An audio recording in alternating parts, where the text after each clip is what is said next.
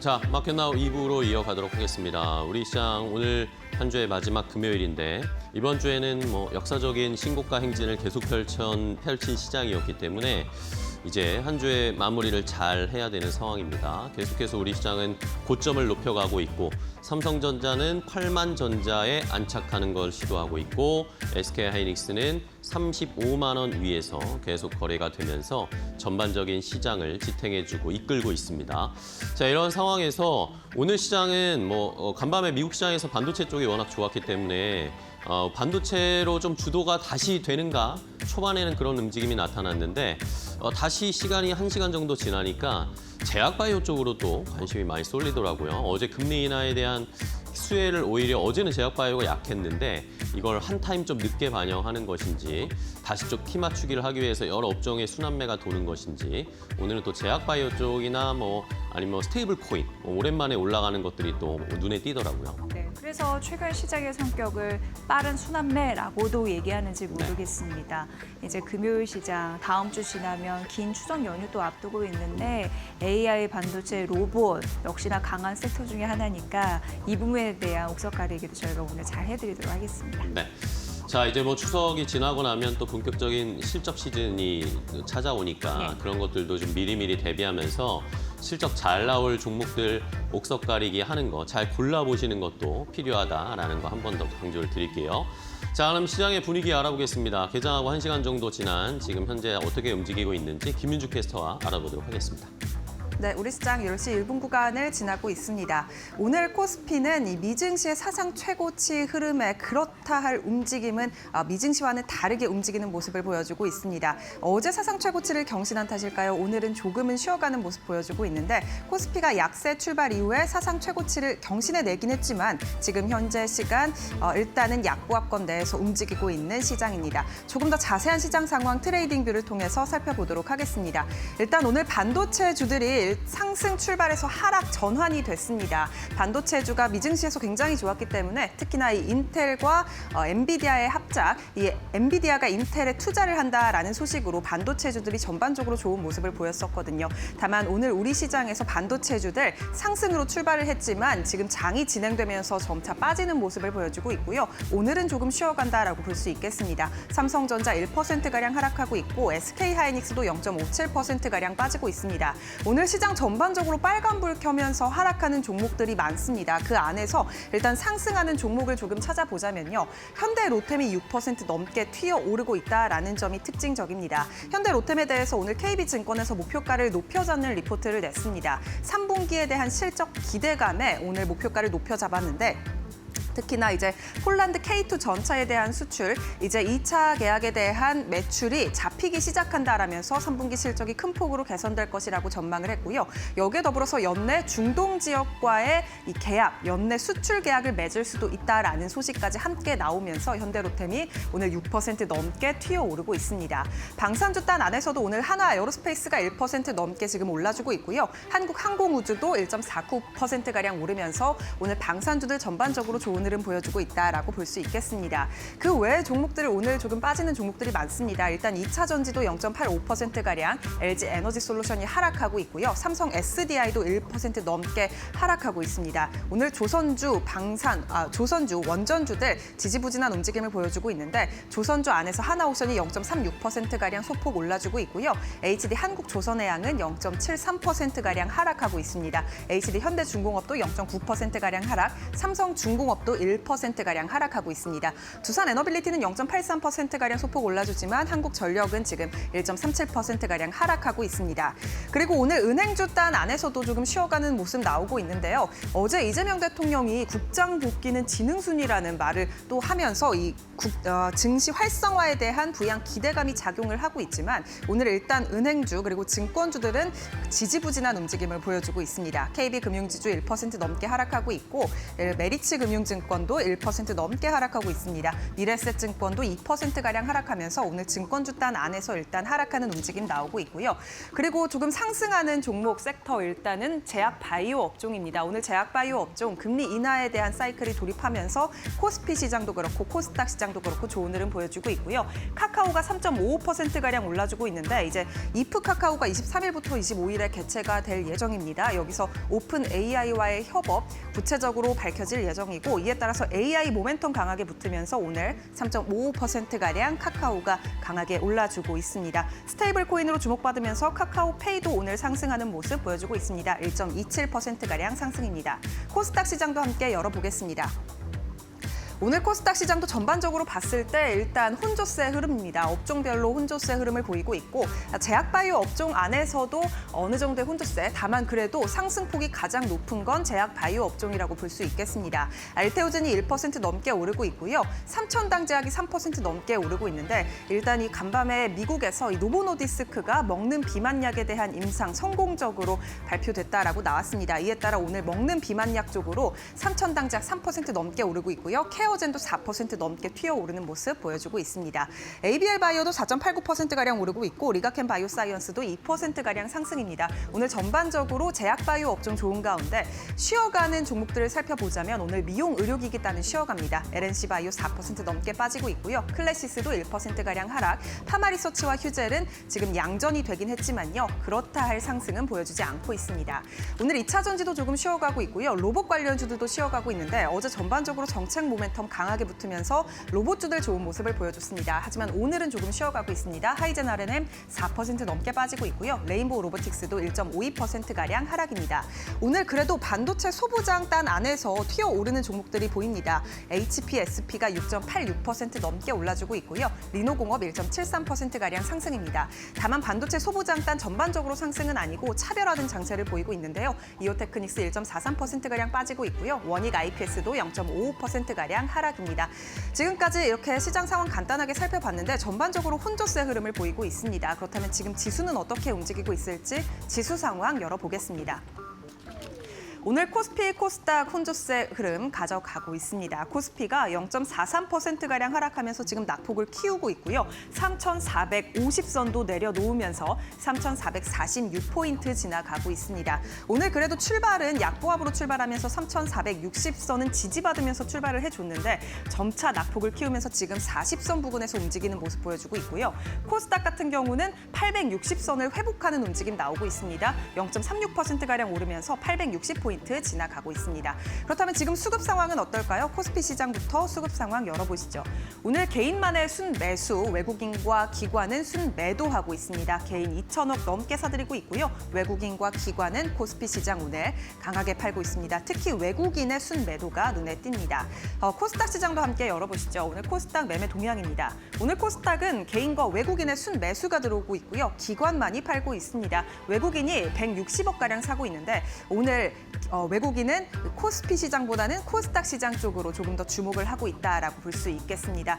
그렇다면 지금 현재 시간 투자자들은 어떤 업종과 종목에 관심을 두고 있을까요? 조금 더 자세한 움직임 싱크풀을 통해서 살펴보시죠. 자, 시장의 분위기 조금 더 자세하게 싱크풀을 통해서 알아보도록 하겠습니다. 시장은 일단은 오늘은 출발은 반도체가 상승하면서 삼성전자, SK하이닉스 소부장 단으로 관심이 좀 계속 이어지는가 싶었는데 시간이 지날수록 반도체는 약간 쉬어가는 양상이 나타나고 있습니다. 어쨌든 시장이 그렇다고 해서 엄청난 흔들림이 있거나 많은 차익 실현이 나오는 건 아니잖아요. 계속해서 추세는 이어지고 있습니다. 어제 이재명 대통령이 증권사 리서치 센터장들과 간담회를 하면서 국장 복귀는 지능순이다. 과거에 우리가 했던 국장 탈출은 지능순이다라고 했던 말에 반대로 이야기를 했습니다. 이재명 대통령이 투자했던 1억 원의 코스피 코스닥 ETF에서 1,600만 원 정도 수익을 봤다라는 그런 기사들도 보셨죠. 자, 그렇다면 이런 시장 상황에서 어떻게 투자를 해야 할지 잠시 후에 마켓플러스에서 조금 더 자세하게 알려드릴 거고요. 자, 시장에서 오늘 좀 주목받는 건 반도체 이런 대표적인 업종들이 쉬다 보니까 좀 개별적인 테마들이 좀 주목을 더 많이 받고 있는 상황입니다. 일단 보안주가 오늘 갑작스럽게 또 많이 부각이 되고 있는데요.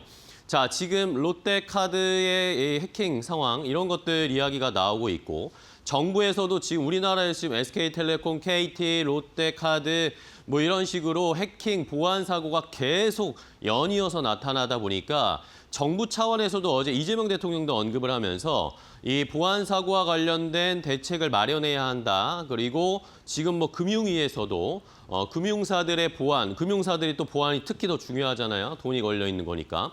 보안 역량 강화하는 종합 방안을 마련할 것이다. 정부 차원에서도 이제 보안과 관련된 정책들이 앞으로 쏟아질 것 같습니다. 대통령의 언급도 있었고 이것을 개선해야 한다라고 이야기가 나왔기 때문에 우리 시장에서 이제 보안에 대한 중요성은 더 강조될 수밖에 없겠다라고 오늘 시장에서 해석이 되는 것 같습니다. 그러면서 장 초반보다 보안주가 훨씬 더 지금 검색량이라든지 주가의 상승 탄력 면에서도 높아지고 있다라는 걸 잘 상기를 해보시고요. 뭐 계속 말씀드리지만 금융뿐만 아니라 전반적인 앞으로 AI 산업이나 로봇 산업 이런 쪽으로 가더라도 보안은 중요할 수밖에 없습니다. 계속 강조해도 지나치지 않은 보안주들 우리 시장에서도 잘 살펴보셔야 되겠고 뭐 미국 시장으로 가서 팔로알토 같은 것들도 잘 살펴보셔야 되겠죠. 자, 이외에 스테이블 코인주들이 오랜만에 올라오고 있습니다. 오늘 NHNKCP나 뭐 카카오나 카카오페이 이런 종목들이 오랜만에 올라오고 있는 상황인데 이 스테이블 코인과 관련해서 미국과 영국이 협력을 하기로 했다. 이 스테이블 코인의 확산에 조금 더 드라이브를 걸 것으로 예상이 됩니다. 그러면서 스테이블 코인 관련주들이 오늘 우리 시장에서도 오랜만에 올라오고 있고요. 비만 치료제 관련해서도 오늘 좀 주가가 상승하고 있는데 오늘은 특히 한미약품의 주가가 많이 올라가더라고요. 한미약품이 그동안 이 비만 치료제 관련해서 우리나라 기업들 중에서는 약간 선도적인 1순위, 2순위 업체였는데 그동안 좀 관심권에서 멀어졌었잖아요. 뭐 D&D 파마텍이라든지 일동제약 최근에 많이 올라온 거 이런 쪽에 관심이 쏠리다 보니까 한미약품에 대한 관심이 약간 멀어졌는데 다시 좀 부각되고 있습니다. 특히 오늘 한미약품이 비만 치료제 관련된 종목 중에 많은 상승 탄력이 나타나고 있고요. 이외에도 로봇주들은 오늘 좀 좋지 않네요. 최근에 많이 올라왔죠. 차익 실현 매물이 좀 나오고 있고 비만 치료제와 연관해서 제약바이오 쪽에서도 많이 오늘 관심이 가고 있는 상황인데 알테오젠의 승인 여부 이제 얼마 남지 않았고 알테오젠이 또 비만 치료제 쪽에도 관심을 갖고 앞으로 개발을 할 거다 이런 이야기들이 나왔고요. 전반적으로 제약바이오가 금리 인하의 수혜를 어제 한 타임 늦게 오늘 한 타임 늦게 받고 있는 것 같습니다. 어제는 제약바이오가 금리 인하를 했음에도 불구하고 별로 재미가 없었는데 오늘은 제약바이오 쪽이 많이 올라오고 있고요. 양자 컴퓨터는 뭐 보안과도 약간 연관될 수는 있는데 미국 시장에서 리게티 컴퓨팅이나 아니면은 관련된 아이온큐 이런 종목들이 지금 계속 올라가고 있습니다. 우리 시장에서는 이렇게 보안 기술 자체를 만드는 회사들은 없는데 보안 솔루션 같은 것들을 만드는 회사들이 좀 있어서 관련된 양전 컴퓨터 관련된 종목들의 주가 흐름도 잘 체크를 해보셔야 되겠습니다. 증권주 지주회사는 조금 쉬고 있고요. 자동차가 참 걱정인데 자동차주 오늘 현대차나 그리고 기아가 주가가 좀 떨어지고 있습니다. 현대차 간밤에 미국에서 인베스터 데이가 있었거든요. 어쨌든 트럼프 대통령에게 엄청 어필하기 위한 내용들을 많이 포함시켰는데 잠시 후에 그것이 알고 싶다 해서 현대차 인베스터 데이 내용 좀 분석해보고 앞으로 현대차 주가 어떻게 갈지도 자세하게 알려드리도록 하겠습니다. 자, 그럼 이슈 하나 조금 더 자세하게 확인을 해보도록 할게요. 자, 오늘 먼저 반도체주를 좀 살펴봐야 되는데 간밤에 또 깜짝 소식이 전해졌습니다. 엔비디아가 전격적으로 인텔에 투자하겠다라는 그런 이야기가 나와서 젠슨 CEO도 직접 구두로 언급을 하면서 인텔에 대한 투자 이야기를 했습니다. 자, 인텔과 엔비디아가 손을 잡고 CPU나 GPU, 이제 앞으로 AI가 구동될 수 있는 그런 노트북 같은 곳에 들어갈 수 있는 CPU나 GPU를 융합 제품을 공동 개발하겠다라고 이야기가 나왔습니다. 인텔에 한 50억 달러를 투자하는 겁니다. 젠슨 CEO가 엔비디아에 50억 달러, 우리 돈으로 한 6조 8천억 원 정도. 그러면은 엔비디아가 인텔 지분을 4%를 가져가게 되는 것이죠. 이러면서 공동 칩을 개발하고 이것을 앞으로 어떻게 사용하게 될지 시장에서는 많은 궁금하고 기대가 되는 쪽도 있었고요. 그러면서 간밤에 인텔 주가가 22% 넘게 상승하면서 거래를 마쳤습니다. 엔비디아도 어제 역시 간밤에 좋은 주가의 흐름을 나타내면서 거래를 마쳤는데요. 자, 이것에 대해서 여러 가지 의견들이 좀 나오고 있습니다. 뭐 일단 인텔에게는 너무 좋은 이야기인데 엔비디아 그러면 이런 칩을 인텔과 같이 만든다는 건 우리의 기업들에게는 어떤 영향을 줄까? 삼성전자나 이런 쪽에 약간 피해가 가는 거 아닌가라는 그런 의견들도 있었지만 뭐 전반적인 시장에서는 큰 문제 없다. 삼성전자는 이것과 크게 뭐 상관할 거 없고 오히려 TSMC가 좀 피해를 받을 것이다라는 그런 이야기들이 많이 나오고 있고요.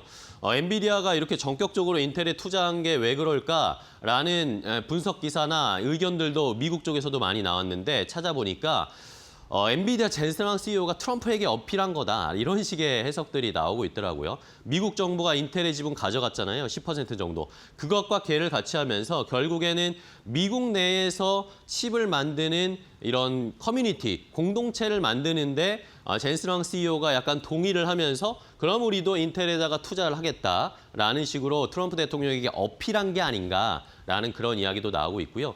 뭐 일각에서는 엔비디아의 그 현금 가지고 있는 액수에 비하면 50억 달러는 너무 작은 액수다. 그렇게 큰 투자가 아니다. 그렇기 때문에 트럼프 대통령에게 어필하기 위한 카드의 가능성이 높다. 그런 해석들이 나오고 있습니다. 자, 여기에다 추가적으로 오늘 삼성전자가 IBM과 차세대 파워칩 파운드리를 공급하겠다는 계약 소식이 있다. 이런 이야기가 나왔습니다.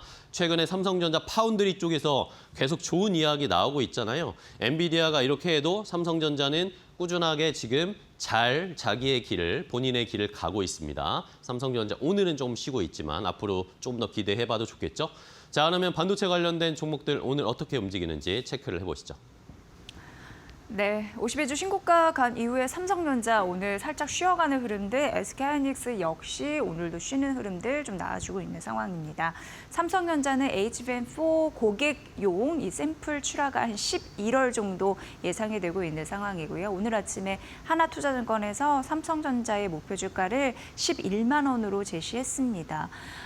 실적 괜찮아질 것이다라고 얘기를 하면서 내년 같은 경우에 HBM4의 승기를 잡아가면서 메모리단에서만 영업이익 30조 원을 돌파할 가능성을 언급하면서 목표 주가 11만 원 제시했다라는 그 부분 좀 생각해 보셔야 될 것 같고요. SK하이닉스는 뭐 여전히 증권사에서 6세대 제품의 HBM4의 그 시장 점유율 그런 부분에서 여전히 강자라고 얘기를 하고 있었습니다. 하지만 오늘 약간 쉬어가면서 35만 원 선 밑에서 움직이고 있고요. 앞서서 인텔, 엔비디아 협력 소식, 그러니까 엔비디아가 50억 달러 인텔에 투자한다라는 소식을 말씀드렸는데요. 그 때문에 반도체 장비나 뭐 스토리지, 서버, AI 소프트웨어 그런 전반적인 섹터에 훈풍을 넣어줬는데 인텔 관련해서 서플라이 체인으로 언급되는 게 인텍 플러스, PSK, 주성 엔지니어링이다라고 DB투자증권이 얘기했거든요. 그런 종목들이 오늘 급등하는 흐름들이 나타나고 있는 상황입니다. 인텍 플러스 검사 장비 쪽이고요. PSK도 세정, 시가, 전 공정, 뭐 공정에서 전, 중반, 후반 뭐 이런 부분에서 아무래도 공급처가 좀 다각화될 가능성이 있겠죠. 오늘 8% 급등하고 있고 주성 엔지니어링도 증착 장비 관련 쪽입니다. 4.6% 상승하면서 긍정적인데 역시 인텔 기반에서 관련주들이 오르고 있다라는 게 또 주요 특징 중에 하나가 아닐까 싶습니다. 자, 두 번째 테마 넘어가 보도록 하겠습니다. 자, 두 번째는 면세점 오랜만에 좀 봐야 되겠는데요. 면세점 중에서도 신라 면세점, 호텔 신라 오늘 주가가 많이 튀어 올랐습니다. 장 초반에는 10% 가까이 올랐다가 지금은 상승 탄력은 뭐 약간 줄었지만 어쨌든 이게 좋은 소식이라고 해야 될까요? 호텔 신라 주주분들 입장에서는 좋은 소식이고 일단은 호텔 신라가 인천공항에 있는 신라 면세점의 한 구역을 이제 폐쇄하겠다, 사업하지 않겠다라고 공시가 올라왔습니다. 호텔 신라가 이사회를 열고요. 인천공항에 지금 호텔 신라가 DF1 구역하고 DF3 구역의 면세점을 2개 운영하고 있거든요. 근데 여기에서 DF1 구역의 사업을 이제 아예 접겠다, 사업권을 반납하겠다라고 이야기를 했습니다. 자, DF1 구역은 신라 면세점 뭐 향수나 화장품이나 뭐 술이나 담배 이런 것들을 파는 구역이고 DF3 구역은 패션이나 부티크 관련된 물건을 판매하는 구역인데 이 DF1 구역을 이제 폐쇄하겠다, 사업을 철수하겠다라고 결정을 한 겁니다. 자, 지금 왜 철수를 했냐? 호텔 신라 측의 이야기를 들어보면 지금 이 쇼핑의 트렌드가 바뀌다 보니까 여러분들도 해외여행 나가실 때 면세점에서 물건 사시는 경우 많이 줄어들지 않으셨어요? 저도 그런데 면세점이 그렇게 싸지가 않습니다. 여러분도 아시다시피. 그러다 보니까 면세점에서의 매출이나 돈을 벌 수 있는 가능성들이 점점 줄어들고 있고 이 인천공항에다가 사업권 위에서 돈을 내야 되는 것보다 손실이 더 크다는 겁니다. 그러다 보니까 영업해봐야 손실이 크니까 이걸 그냥 접어버리겠다라고 호텔 신라에서 결정을 한 겁니다. 자, 이러면서 일단은 이 사업을 접게 되면 위약금을 내야 되거든요. 계약을 했는데 파기라는 거니까 어쨌든. 그러면서 위약금을 인천공항공사에 1,900억 원을 내야 됩니다. 그럼에도 불구하고 DF1 구역을 철수하는 게 더 이득이라고 호텔 신라는 판단을 한 겁니다. 뭐 이렇게 나오는 정보들에 의하면 DF1 구역을 운영하는데 4천억 원이 든답니다. 그러니까 차라리 1,900억 원 위약금 내고 앞으로의 실적 개선이 오히려 더 낫겠다라고 호텔 신라 판단한 것 같습니다. 뭐 지금 당장 뭐 다음 달부터 닫는 건 아니고요. 1,900억 원 위약금 내고 6개월간은 영업 유지하고 난 다음에 내년에 아마 문을 닫게 될 것으로 보입니다. 자, 이것에 대해서 시장은 어떻게 평가를 하느냐? 너무 좋은 선택이다라고 이야기들을 하고 있습니다. 지금 이것 때문에 실적이 계속 미스가 나고 실적에 손상을 주고 있는 상황이었는데 면세점의 부분을 어느 정도 좀 철수를 하고 접으면서 실적 개선이 눈에 띄게 영업 실적이 크게 개선될 전망이다라고 오늘 증권사들의 리포트가 쏟아졌습니다. 이러다 보니까 호텔 신라의 오늘 주가가 많이 튀어오르는 상황인데 단기간에 좀 많이 올라왔기 때문에 이것을 어느 정도 차익 실현해야 될지 고민이신 분들도 계시고 약간 슈팅 나왔기 때문에 오늘 들어가는 것도 약간 부담스러운 분도 계실 것 같은데요. 이러다가 약간 조정 나오지 않을까요? 그러면서 실적 개선세가 확인이 되면 그때 또 매수를 해볼 수 있는 찬스도 되지 않을까라는 생각을 해봅니다. 그리고 이제 유커들이 어쨌든 9월, 10월 많이 올 테니까 그것에 대한 수혜도 호텔 신라도 조금은 받을 수 있지 않을까라는 기대도 해보는데요. 자, 그러면 호텔 신라의 주가도 보고 이 외에 다른 면세점들도 또 주가 어떤지 한번 체크를 해보시죠. 그동안 호텔 신라가 잘 못 갔던 이유는 면세점에 있었거든요. 그런데 그 면세점 불확실성이 일부 제거가 되면서 영업 아주 망한 거 그런 거 좀 축소가 될 가능성 이러면서 싹수를 잘라버리는 그런 느낌. 그러면서 어쨌든 호텔은 잘 되고 있으니까 외국인 관광객도 늘고 그런 리스크가 줄어든다라는 거에 투자 심리가 반영이 됐고요. 뭐 증권사의 리포트 일색으로 좀 긍정적이고 오늘 장중에 10% 넘는 급등세를 보이기도 했습니다. 현재 55,600원 선 앞으로 실적 개선에 대한 가능성 그런 부분 눈여겨보시는 것 같고요.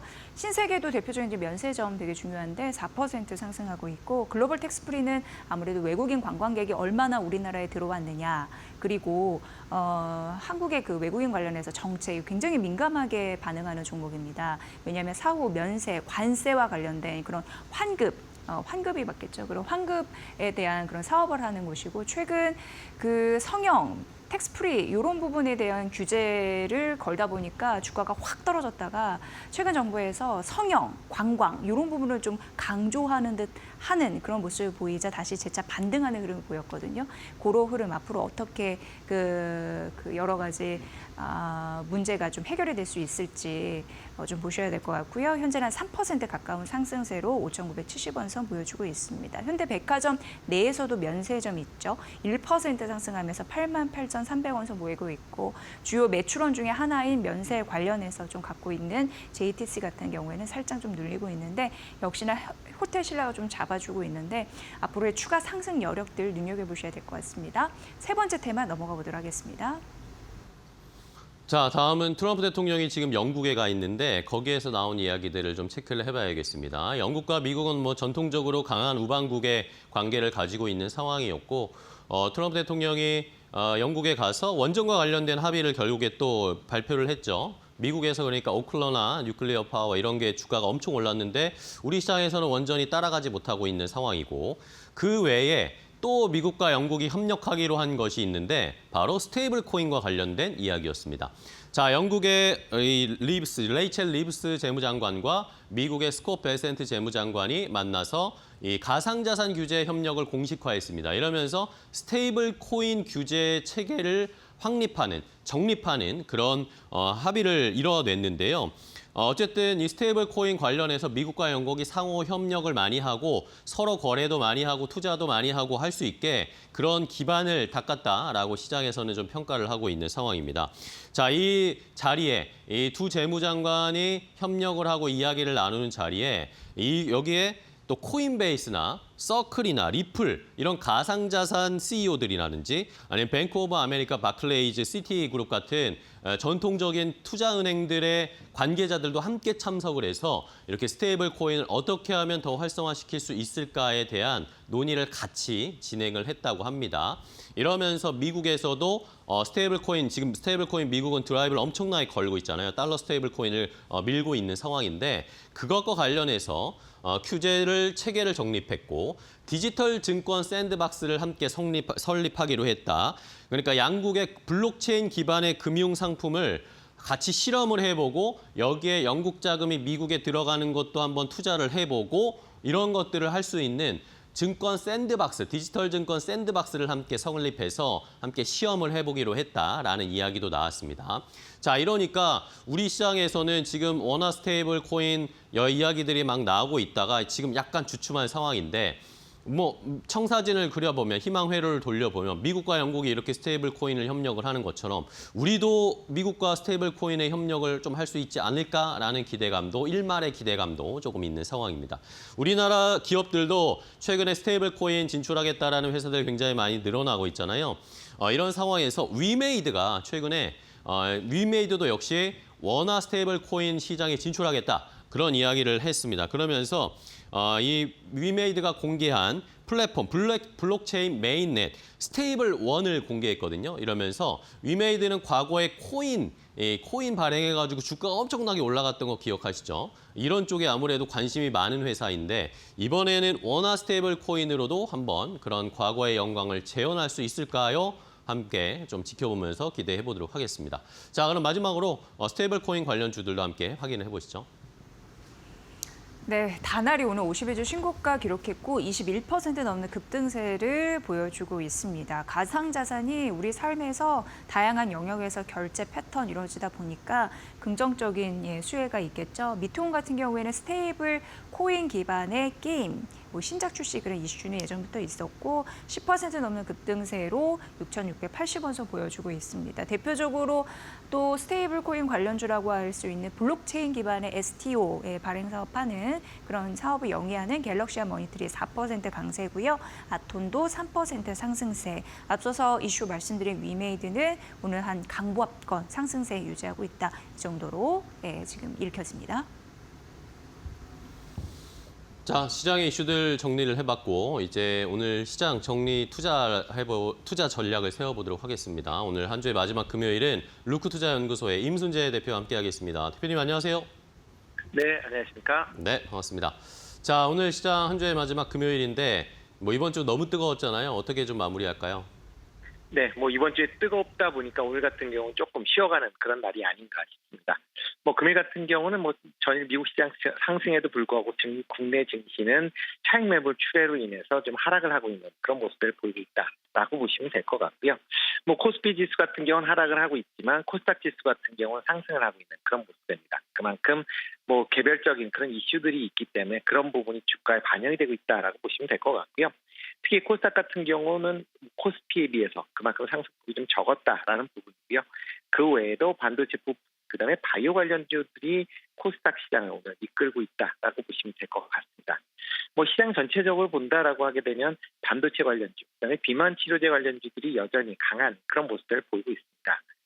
반도체 관련돼서 뭐 두 양대장인 삼성전자, SK하이닉스 같은 경우는 조금 조정을 받고는 있지만요. 소부장 관련된 기업들은 향후에 반도체 업황 개선에 대한 기대감이 크게 작용이 되면서 강한 그런 모습을 좀 연이어 이어가고 있다라고 보시면 될 것 같습니다.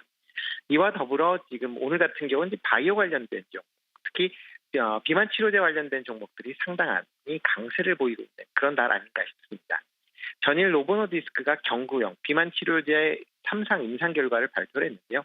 뭐 기존에 주사를 맞았었던 부분과 상당히 유사한 그런 효과를 발휘한다라는 그런 얘기들이 나왔고요.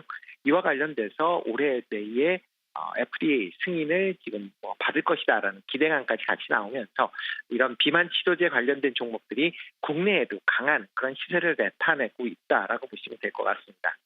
비만 치료제와 관련돼서 대표적인 종목들 같은 경우에는 지금 강한 한미약품 같은 경우는 지금 10% 넘는 상승세를 이어가고 있는 그런 상황이고요.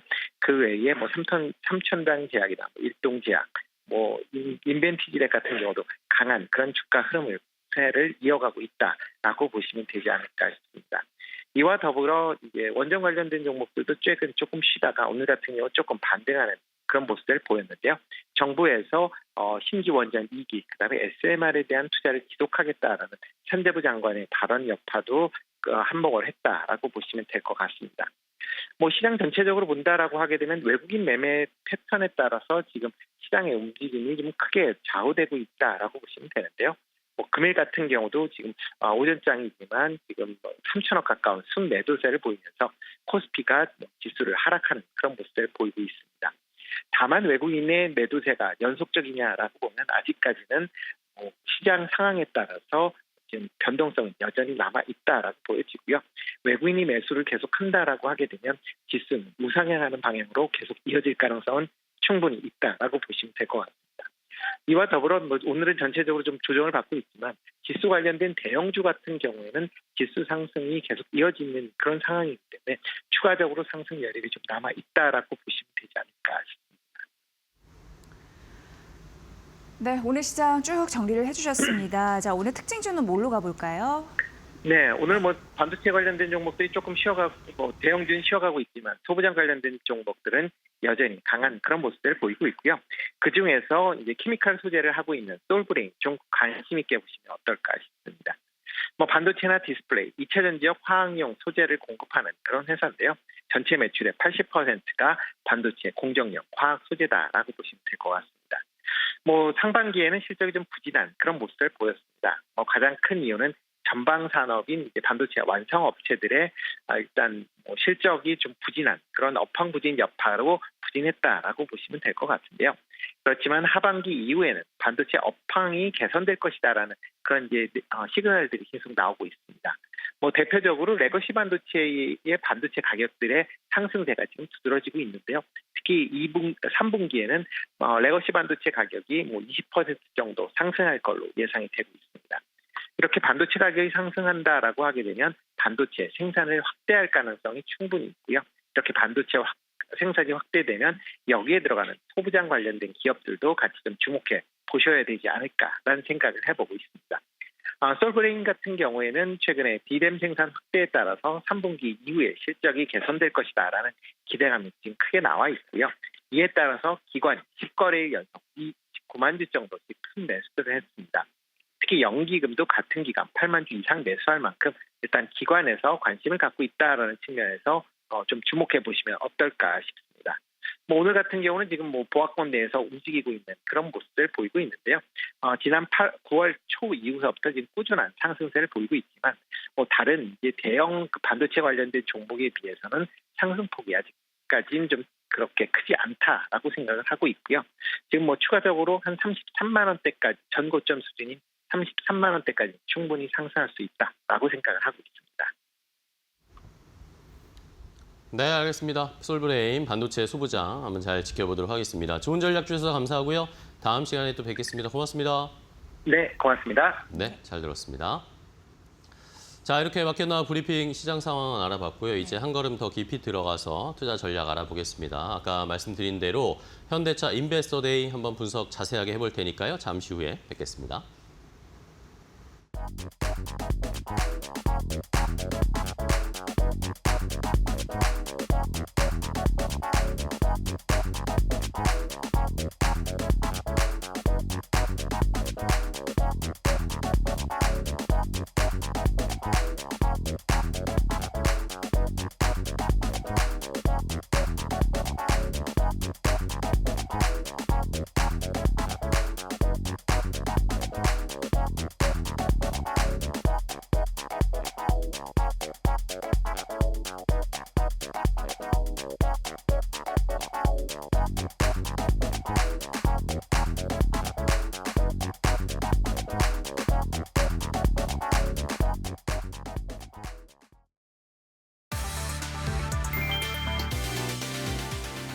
엔비디아가 인텔에 50억 달러를 투자해 지분 4% 이상을 확보하고 PC 데이터 센터용 칩을 공동 개발하기로 했다. 젠슨 황 CEO는 차세대 컴퓨팅의 토대를 만들겠다며 협업 의지를 밝혔다. 이 소식에 인텔은 23% 폭등했고 엔비디아도 3.5% 넘게 올랐다.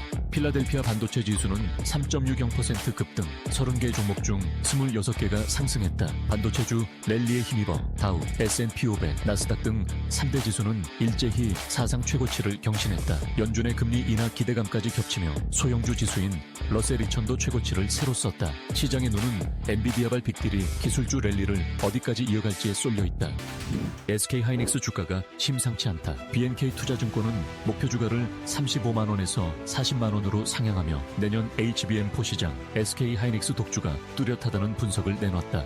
실제로 이달 들어 10일 거래일 연속 상승하며 장중 35만 4천 원으로 신고가를 찍었지만 단기 과열 부담에 하루 만에 4% 넘게 밀리기도 했다. 하지만 업계는 11월 예정된 엔비디아 HBM4 인증과 내년 60부터 70% 점유 기대를 들어 조정은 일시적, 리레이팅은 진행형이라 본다. AI, 데이터 센터 투자 확대와 서버 디램 재고, 보충 수요가 맞물리며 메모리 가격 인상도 불가피해졌다. 단기 흔들림 속에서도 하이닉스의 HBM 스토리는 여전히 강력하다.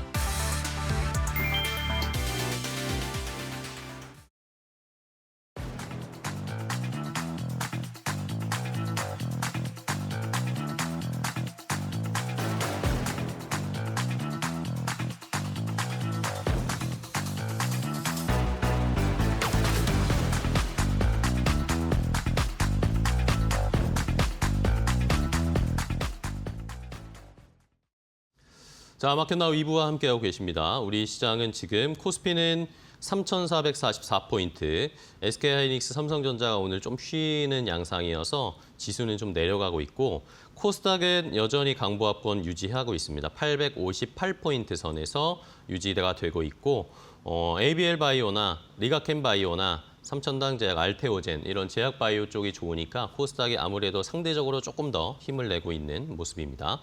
자, 중국 쪽의 출발 상황도 간단하게만 체크를 해드릴게요. 어제는 중국 시장은 좀 좋지가 않았습니다. 어제 중국이나 홍콩 항생지수 모두 1% 넘게 하락으로 마감을 했는데 오늘은 상해 종합지수는 역시 약보합권 수준, 강하지 않게 출발을 했고요. 홍콩 항생지수는 그래도 강보합권 수준으로 출발하면서 약간의 반전을 보여주고 있고 일본의 니케이 지수도 오늘은 비슷하게 우리와 조금 쉬어가고 있습니다. 그리고 대만 가권 지수도 대만 가권은 한 0.2%대 상승으로 출발을 하는 시장의 분위기입니다. 자, 그럼 이제 한 걸음 더 깊이 들어가 보도록 하겠습니다. 시장에서 우리가 투자 아이디어를 얻어야 할 텐데요. 오늘은 그것이 알고 싶다. 리더스 인덱스의 박주근 대표와 함께하겠습니다. 대표님 안녕하세요. 네, 안녕하세요. 네, 반갑습니다. 네. 자, 대표님과 오늘은 이 현대차 이야기를 좀 해봐야 되겠습니다. 때마침 또 간밤에 미국에서 인베스터 데이가 있었잖아요. 네.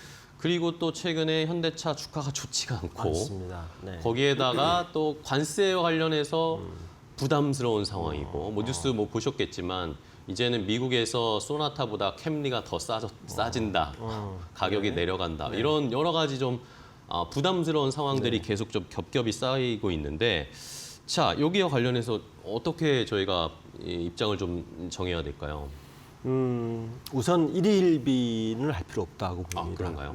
우선 이제 숫자가 얘기해 주는 몇 가지 좀 짚어보면 네. 1분기, 2분기에 미국 내에서 현대자동차의 판매량이 네. 아주 실적이 좋습니다. 네, 그렇죠. 네, 그 이유는 이제 좀 트릭을 쓰긴 썼어요. 이제 이렇게 보시면 돼요. 지금 현재는 미국에 있는 그 현대차의 가격이 높지는 않습니다. 이유는 뭐냐하면 혹시 이제 자동차를 구매하러 가신 분, 특히 이제 뭐 이 독일차 계통을 좀이나 외제차를 구매하러 가신 분들은 느끼겠지만 이분들이 판매를 할 때 현금을 싸들고 내가 벤츠를 사는데 1억을 현금을 사들고 가는 것보다 별로 안 좋아합니다. 그렇죠. 네. 보통 벤츠 캐피탈을 이용하거나 BMW 캐피탈을 이용하는 걸 훨씬 선호하고요. 그랬을 때 자동차 회사들은 훨씬 마진이 좋거든요. 현대자동차 똑같은 걸 쓰고 있습니다. 그렇죠. 미국에서 현대 캐피탈을 쓰고 있는데 지금은 현대 캐피탈이 사실은 그 많은 차익을 떠안고 있어요. 네. 실제적으로는 미국 소비자들이 봤을 때는 가격이 오르고 느끼지 않았던 거예요. 그 가격을 고스란히 현대캐피탈이 많이 부담을 떠안으면서 떠안으면서 지난해도 그렇고 올해도 보면 시키는군요. 현대캐피탈의 미국의 그 영업이익률을 보면 엄청 떨어져 있습니다. 그 이유가 이제 그 가격을 떠안은 거죠. 5천억 가까이를. 이번에도 사실 그런 조치를 취해서 아직까지는 숫자적으로 보면 미국 내에서 현대차 자동차의 판매량은 줄지 않습니다. 예. 반면에 이 기간 동안에 현대차는 뭘 하느냐? 네. 미국에 있는 현지 공장들의 가동률을 최대한 끌어올립니다. 지금 현대자동차가 1년에 약 440만 대 자동차를 팔고 있는데요. 네. 그중에 미국 판매량이 전체 현대자동차 판매량이 한 23%좀 됩니다. 국내가 한 12%, 15% 되거든요. 네. 인도가 15%, 유럽이 15%입니다. 요게 지금 현대자동차의 판매량 매출 비중이에요. 네. 근데 미국 자동차는 왜 중요하냐? 미국에서 파는 자동차의 마진율이 가장 좋습니다. 예, 특히 이제 현대자동차 영업이익률을 지키는 몇 가지 차종들이 있습니다. 네네. 우선 제네시스, SUV카. 이쪽은 굉장히 마진율이 좋습니다. 네네. 그러니까 현대자동차를 좀 깊이 있게 보시는 투자하시는 분들은 지난 분기에 현대자동차의 어떤 모델이 많이 팔렸는가를 보는 게 가장 정확합니다. 네. 어떤 게 제일 많이 팔렸죠? 이제 제네시스? 보시면 원래 SUV가 많이 팔리고요. 뭐 기아 자동차 텔루로이드라든지 뭐 이런 차가 많이 팔립니다. 그러니까 SUV가 나 고급차들의 마진율이 훨씬 좋거든요. 그렇죠. 완성차 중에서 영업이익률을 10% 이상, 그러니까 두 자릿수를 계속 유지하고 있는 유일한 자동차 회사가 BMW인데 네네. 고급차가 많아서 그런 거예요. 그렇죠. 비싼 차. 예. 폭스바겐이나 토요타나 다양한 차종 파는 그렇게 영업이익률을 지키기 어렵습니다. 그러면 지금 문제는 현대 관세인데요. 그렇죠. 일단 일본이 이제 이번 주 16일부터 15% 관세를 15% 가 적용하게 됐어요. 됐습니다. 네. 그래서 이제 우리나라 언론들이 막 난리가 났죠. 네. 현대차 큰일 난 거 아니야? 방금 말씀하신 것처럼 어떻게 캠리가 소나타보다 쌀 수가 있어? 뭐 이게 싸졌습니다. 못 네. 믿는 일이 이제 벌어질 수 있는데 저는 그렇게 일이 벌어질 것 같지는 않습니다. 우선 그래요? 이제 그 가격의 쿠션 역할을 현대캐피탈이 하면서 계속 가격 유지가 갈 가능성이 높고요. 두 번째는 이제 그럼 언제까지 이걸 견딜 수 있을까의 문제인데 그렇죠. 지금 이제 협상 상황을 좀 지켜봐야 돼요. 우선 지난주에 네. 산자부 장관이 일단 미국 가서 협상을 이제 빨리 관세 인하 조치를 발효해달라고 부탁을 하면서 네. 여러 가지를 했는데 그때 이게 틀어진 이유가 그러려면 3,500억 달러에 대한 문서에 사인을 해. 사인하라고 했죠. 근데 이건 되게 중요한 게요. 이재명 대통령이 이야기했지만 거기 사인하는 순간 나는 탄핵감이라고 이야기했습니다. 네. 실제 일본은 난리가 났습니다. 그 사인하는 바람에 우리보다 많은 5,500불을 지금 현금을 줘야 될 판인데 그래서 이제 그 김용범 정책실장이 네. 그 사인을 하니 차라리 보조금을 주는 게 낫겠다. 그만큼 그렇죠. 왔습니다. 25% 관세 내버리고 그러면 그렇게 과연 하자고 미국이 했죠. 이 입장을 계속 고수할 수 있을까? 저는 쉽지 않으라 봅니다. 그런가요?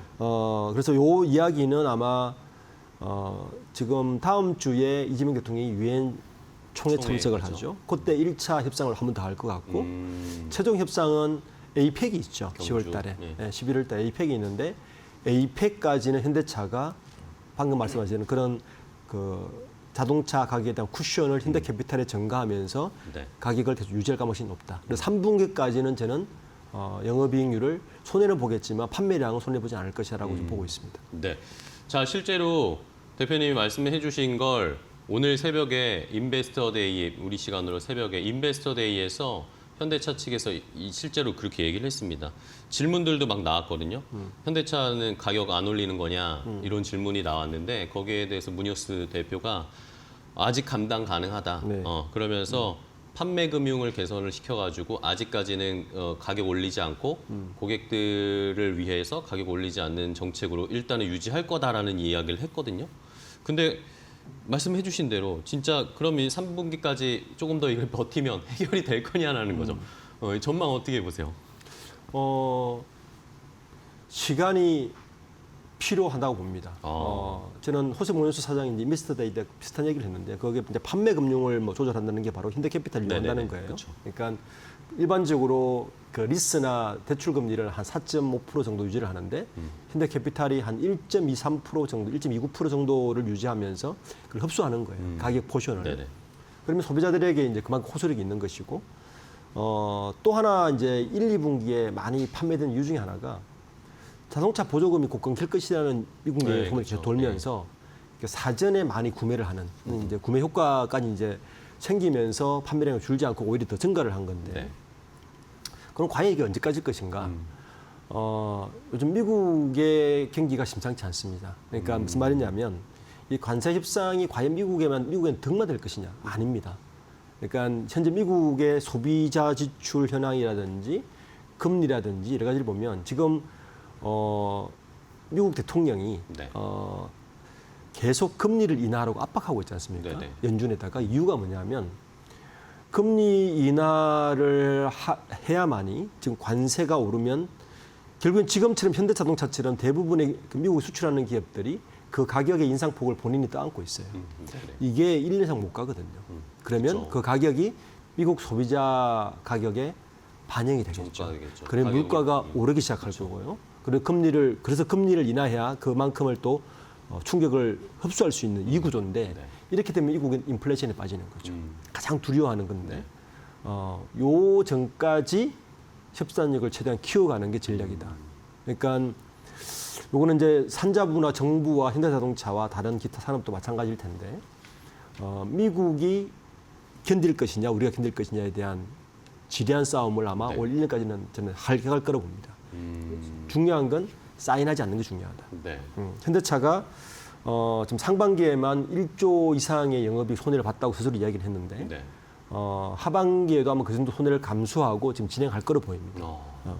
그래서 중요한 건 뭐냐면 현대차 입장에서 이런 거예요. 영업이익률 손해봐도 마켓 쉐어를 손해보는 건 하지 않겠다는 겁니다. 전략이.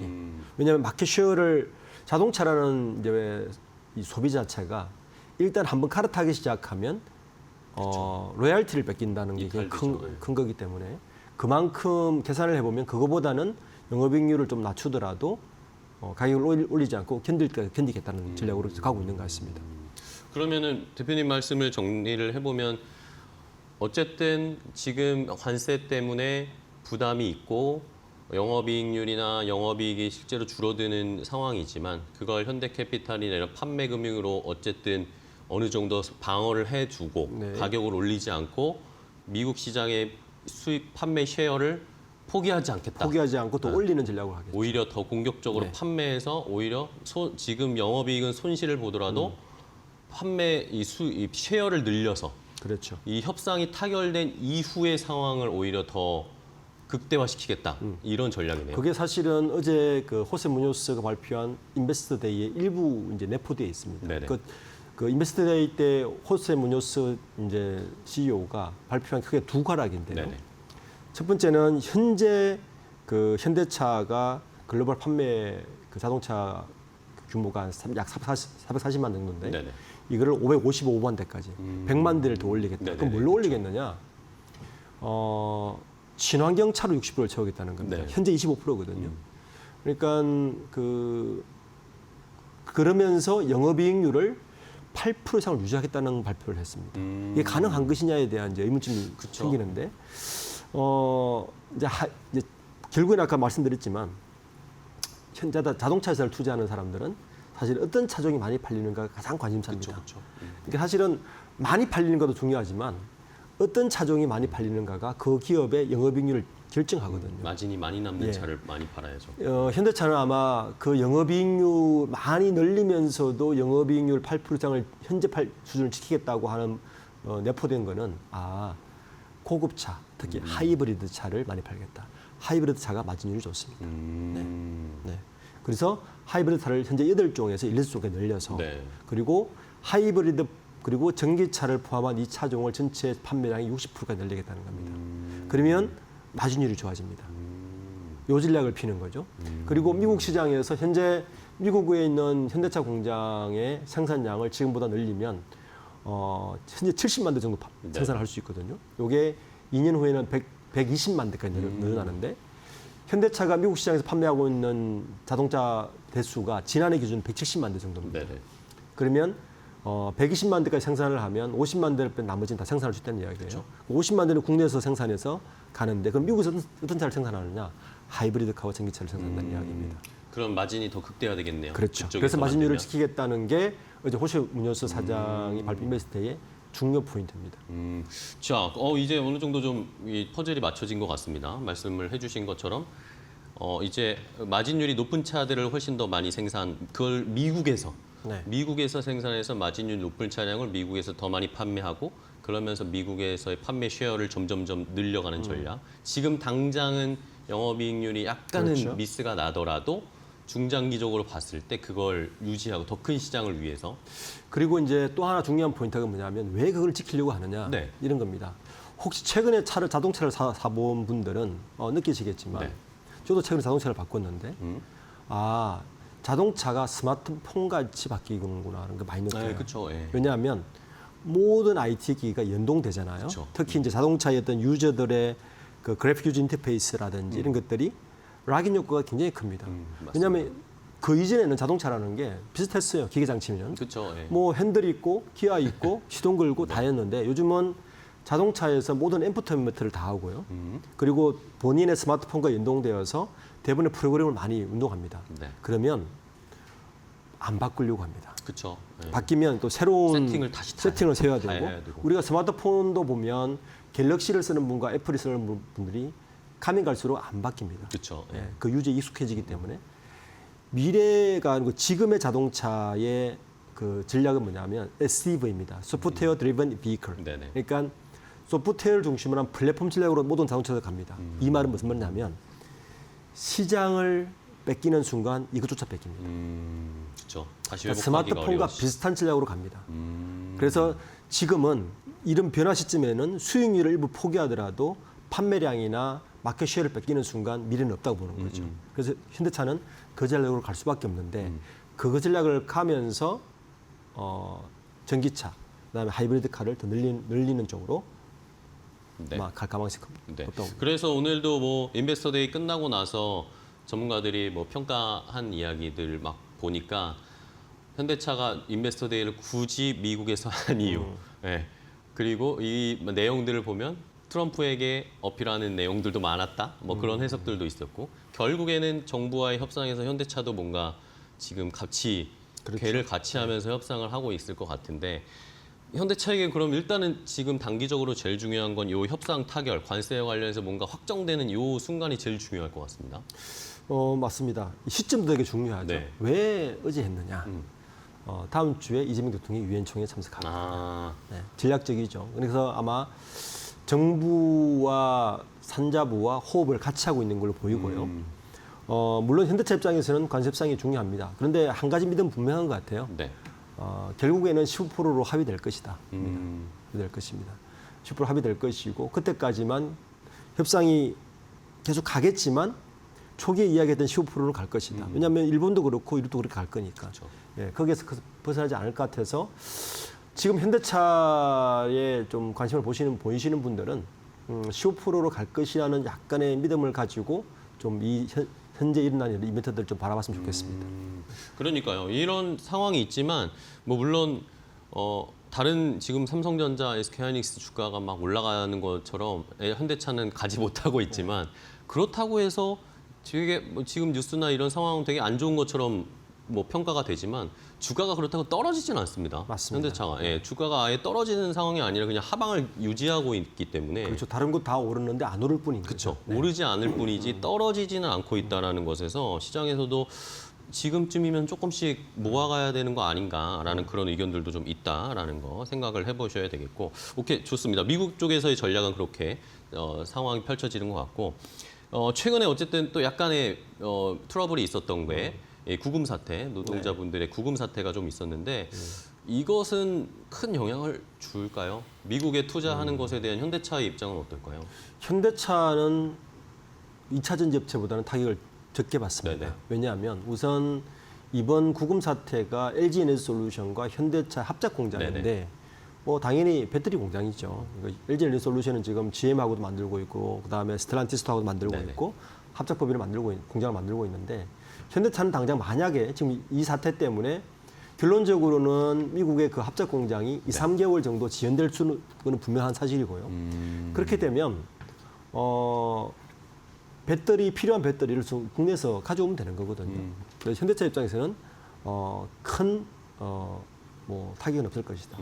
반대로 현대차는 이미 미국의 공장들을 이미 준공해서 가동을 하고 있잖아요. 그쵸, 네. 그러니까 오히려 이 리스크가 현대차의 직접 타격보다는 2차 전지업체의 타격이 있다 이렇게 볼 수 있습니다. 네.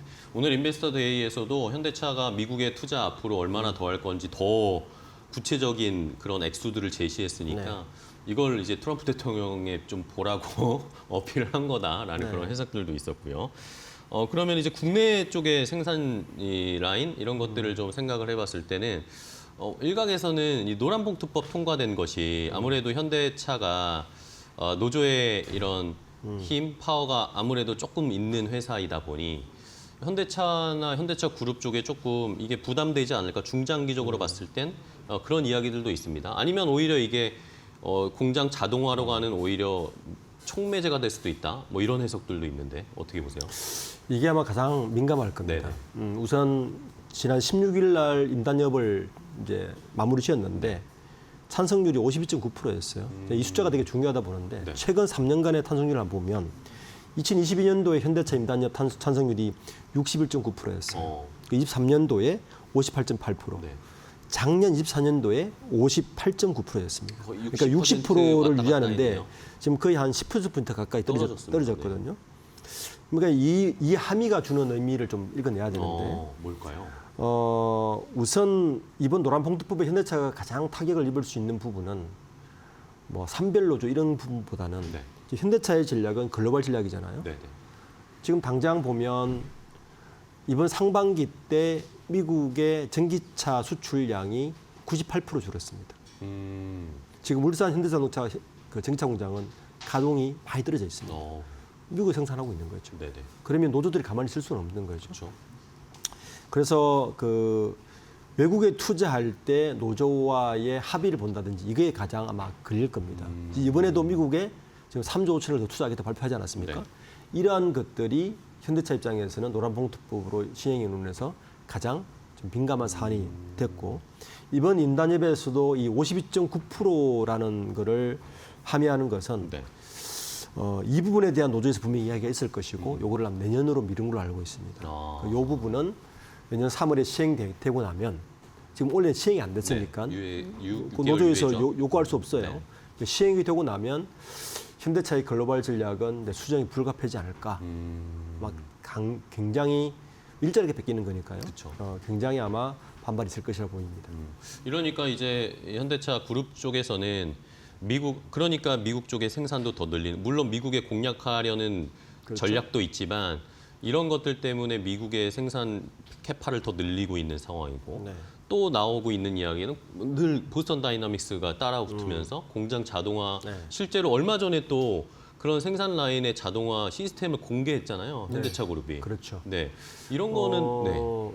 길은 보이는 거죠. 네. 이번 17일 날 현대차 그룹이 이제 언론에 공개한 걸 보면 네네. 7조 가운데 절반 이상을 로봇에 투자하겠다는 거 아닙니까? 네네. 이게 지금 현대자동차 그룹 계열사까지 똘똘 뭉쳐서 로봇 산업에 속도를 내고 있다고 그러니까 봐야 모비스랑 글로비스랑 예. 다 들어가더라고요. 결국에는 우리가 미국이 제조업을 부활할 수 있을 것인가에 대해서 굉장히 의문이 되거든요. 실제 미국의 근로자 중에서 제조업에 일하는 사람은 2.3%밖에 안 됩니다. 그렇죠. 저는 현실적으로 미국은 제조업 부활이 쉽지 않고 굉장히 어려울 것이다. 이게 한 세대 정도 걸립니다. 한 세대 정도. 네네. 기술을 연마해야 되고. 그러면 뭘 믿고 우리나라는 투자하느냐? 저는 로봇이 아닐까라고 봅니다. 특히 현대자동차의 로봇에 대한 산업은 현재 그 생산한 로봇을 대부분 미국의 메타플랜트 아메리카에다가 네네. 투입하고 있거든요. 네. 그러니까 공장을 안정적으로 운영하기 위해서 투자도 하지만 사실은 노조 문제라든지 이런 것들이 다 맞물려 있죠. 그리고 그리고 또 더 중요한 것은 제조 기술에 대한 방어막입니다. 네. 네, 방어막을 칠 수 있단 말이에요. 그래서 공장에 있는 로봇이 특히 변화하는 것을 실시간으로 대응할 수 있는 시스템도 다 깔아놨고 아마 좀 더 속도를 내지 않을까. 네, 그러니까 지금 노란봉투법, 미국의 투자 이런 여러 복합적인 것들이 집약적으로 내는 솔루션이 로봇 쪽으로 갈 것이다라고 저는 보고 있습니다. 그래서 투자 금액도 지금 빠르게 늘어나고 있고. 그렇습니다. 그러면서 또 하나 보스턴 다이나믹스에 엮이는 게 보스턴 다이나믹스를 뭐 미국에 상장하지 않느냐 뭐 그런 이야기들도 솔솔 나오더라고요. 그 이번에 공개를 한 것도 어쨌든 보스턴 다이나믹스가 이 정도로 우리가 기술이 있고 가치가 있다라는 걸 보여주기 위한 거였다라는 의견들도 좀 있더라고요. 그러면 이게 자연스럽게 또 가장 또 현대차 투자하시는 분들의 고민은 지배구조 개편 이야기 마지막에는 결국에는 지배구조 개편하지 않으면 현대차 주가 20만 원대를 벗어날 수 없다. 이런 인식들이 많잖아요. 이 상황은 지금 어떻게 추진될 거라고 보시나요? 조금 상황이 급박하게 됐죠. 네. 왜냐하면 현대차 입장에서는 이번에 상법 개정 2차가 아주 아플 겁니다. 네. 그러니까 2018년도에 현대모비스를 인적 분할해서 하는 지배구조 개편이 시기가 멈춘 지 실패했죠. 예. 7년 됐습니다. 네. 7년 됐는데 지금 이번 이재명 정부에서도 지금 공정거래위원장이 입성의 주장 중에 하나가 순환출자 고리를 깨겠다는 네네. 겁니다. 지금 10대 그룹 중에 유일하게 현대차 그룹만이 순환출자를 가지고 있고요. 물론 불법은 아닙니다. 그러니까 신규 순환출자는 안 되지만 기존 순환출자는 유지할 수 있으니까. 문제는 뭐냐면 이번에 상법 개정 2차입니다. 네네. 현대차 그룹의 경영권 방어에 굉장히 부담스럽게 됐죠. 특히 이제 2차에 들어간 게 집중 투표제 네네. 그리고 감사위원 2원까지 늘리는 거. 이렇게 되면 만약에 현대차가 이 상법이 시행이 되고 나서 지배구조 개편을 하려면 아마 막대한 자금도 자금이지만 이사회에 대한 이 부담감, 그렇죠. 방어하기가 쉽지 않을 특히 이제 감사위원들이 외부에 들어온다면 네네. 이런 것들이 만만치가 않아서 아마 정의선 회장 입장에서는 하루빨리 지배구조 개편을 하고 싶은데 문제는 이제 두 가지죠. 우선 본인이 가지고 있는 지분은 현대글로비스가 압도적이고 현대모비스 지분은 없단 말이에요. 네. 근데 현대글로비스의 본인 지분과 현대엔지니어링을 상장해서 IPO를 해서 나와야 되는데 건설업 좋지 않고 네. 그리고 아까 방금 말씀하신 보스턴 다이내믹스가 네. 본인 지분이 많죠. 그걸 IPO에서 나오는 현금 가지고 할 수 있는데 아마 내년도에는 올 하반기부터 준비해서 상법 개정 2차가 시행되기 전에 좀 움직이지 않을까 봅니다. 이렇게 되면 관심 가져야 될 종목은 아마 현대모비스, 그다음에 현대엔지니어링의 IPO, 현대글로비스는 좀 더 높여야 될 거고요. 그리고 현대제철 이런 기업들이 아마 이 지배구조의 변화에 관련된 관심 종목으로 떠오를 가능성이 높다고 봅니다. 네, 알겠습니다.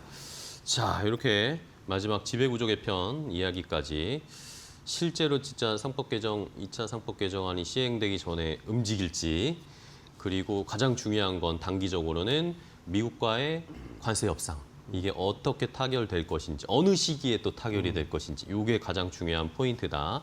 하지만 그렇다고 아예 안 좋은 상황만은 아니다라는 걸 함께 좀 알려드렸습니다. 자, 오늘 리더스 인덱스의 박주근 대표와 함께 이야기 나눠봤습니다. 오늘 좋은 인사이트 주셔서 감사하고요. 오늘 고생 많으셨습니다. 네, 고맙습니다. 수고하셨습니다.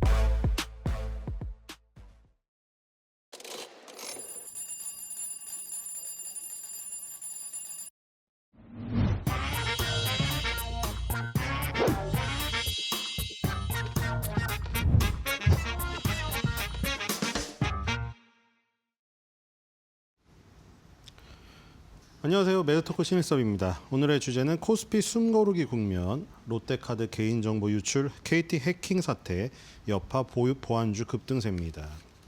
자, 코스피는 약조정 받고 있습니다. 16.10, 18.10, 포인트 마이너스 3,443. 야, 지수가 아직도 약간 익숙하지가 않습니다. 3,440. 익숙하지가 않아요. 그냥 꿈에서 있던 숫자였는데 네, 현실이 되었네요. 자, 코스닥 858.17, 1.01포인트 오르고요. 퍼센트지는 0.12% 오릅니다.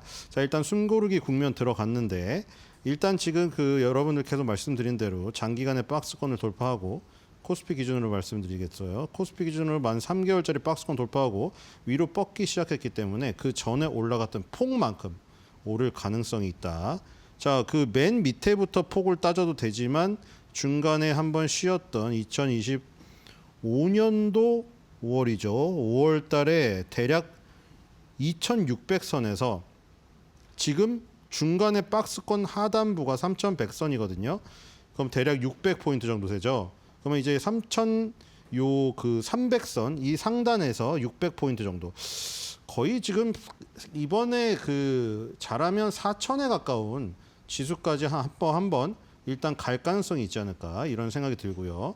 왜냐하면 그것이 이제 상승 N자의 이 오른쪽 꼬다리를 완성짓는 그 그림이기 때문이죠. 자, 중간에 이렇게 쉬고 있으나 크게 쉬지 않는 모습.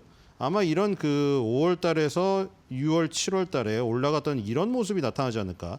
5일선을 타고 쉽사리 5일선을 깨는 모습을 보이지 않고 계속 이런 식으로 가버리는 상황. 그렇기 때문에 추격 매수를 하려면 돈을 더 주고라도 빨리 사야 되는.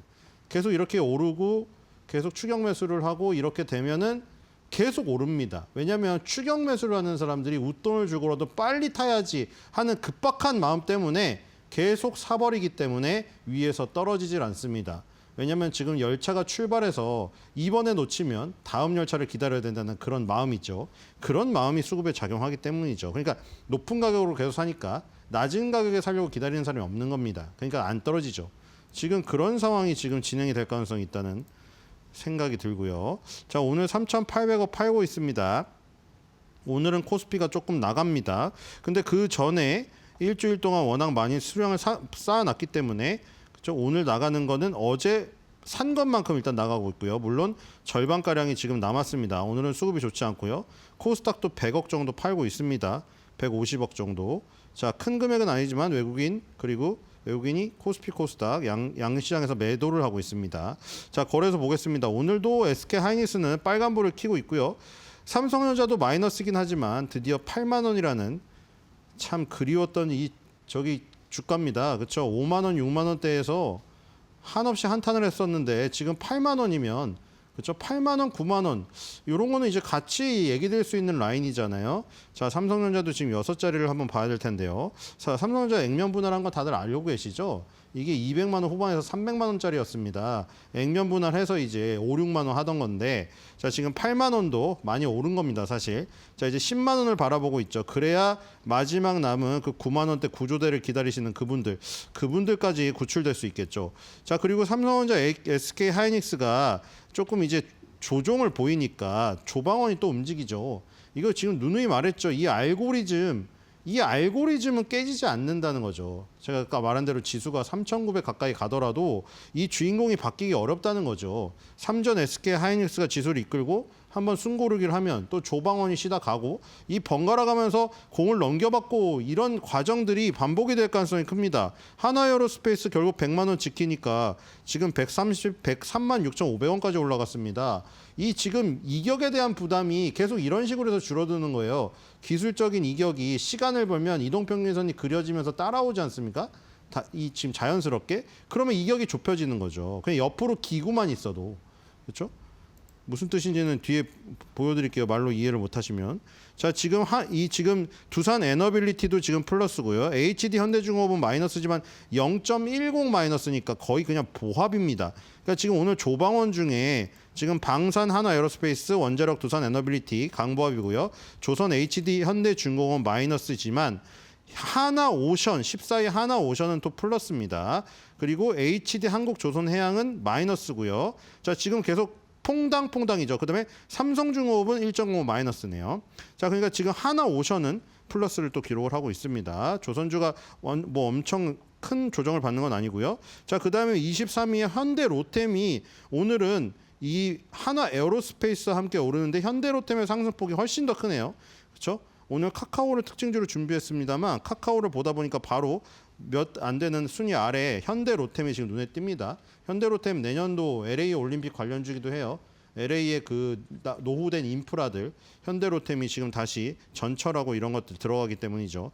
자, 오늘 카카오가 지금 강세를 보이고 있습니다. 자, 카카오는 역시 오픈 AI가 붙어서 지금 이 부분 때문에 지금 가는 것 같은데요. 카톡에다가 오픈 AI를, 이게 물론 저기 협의를 한 거죠. 오픈 AI랑 협의를 해서 챗 GPT를 여기다가 탑재를 한다고 합니다. 정확하게 어떤 형식으로 운영되는지는 경험을 해봐야 될 것 같은데요. 그래서 어쨌든 간에 이 챗 GPT를 탑재하게 됨으로써 카카오톡에 머무는 시간이 길어진다는 게 이 부분이 포인트입니다. 카카오든 네이버든 결국에는 광고 수입으로 먹고 사는 게 기본이거든요. 그 엄청난 광고 수입, 그 카카오나 네이버라는 그 마당에 한 번 상위에 노출되고 싶어서 이 광고주들이 계속해서 돈을 쏟아붓는 이 경쟁 때문에 이 광고 수입을 가지고 그걸로 커머스 사업도 하고 핀테크 사업도 하고 뭐 이런 여러 가지 사업을 하는 것이죠. 결국 그게 중심인데요. 그래서 챗GPT가 탑재가 되면 카카오톡의 트래픽이 증가될 거고 당연히 광고 매출 상승, 그냥 광고 단가가 올라가겠죠. 그런 부분에서 지금 2026년도 광고 매출이 전년 대비 14% 성장할 것이라는 금액으로는 1조 4,500억 원. 이런 지금 증권사의 이 전망이 지금 나왔습니다. 카카오도 지금 부활을 일단 꿈꾸고 있고요. 20개월 선을 돌파해서 지금 60개월 선에서 3개월 동안 4개월 동안 막혀 있는 모습인데요. 여기를 돌파하면 카카오도 지금 8만 원대를 바라볼 수 있는 지금 상황이 되거든요. 부활을 했습니다. 자, 이거 연봉을 보시면요. 20년 선이 살아있죠. 삼성전자가 이 10년 선이 안 깨지고 계속 있다가 우리나라 지수랑 삼성전자 이 지수랑 똑같죠? 지표랑 똑같아요. 주가 차트랑. 근데 삼성전자도 그렇고 지금 이 코스피 지수도 계속 뭐 국장은 뭐 어쩐다 지금 뭐 국장 탈출은 지능손인데 뭐 국장 복귀는 지능손으로 바꾼다고 하던데 어쨌든 지금 삼성전자도 보시면 10년 선을 깨지 않고 있으니까 부활한 거거든요. 10년 선 아니면 최소 마지노선으로 20년 선을 깨면 안 됩니다. 카카오도 작년하고 올해 20년 선까지 밑에 왔었는데 거기서 절묘하게 지금 매달려서 목숨을 건졌기 때문에 지금 반전의 기회가 온 겁니다. 거기가 깨지면 어떻게 된다고 했죠? 롯데케미칼 NC소프트 맨날 보여드렸잖아요. 그렇죠? 그건 밥그릇 자체가 깨진 거기 때문에 답이 없는 겁니다. 이런 지금 좋은 화랑장이 와도 답이 없는 거죠.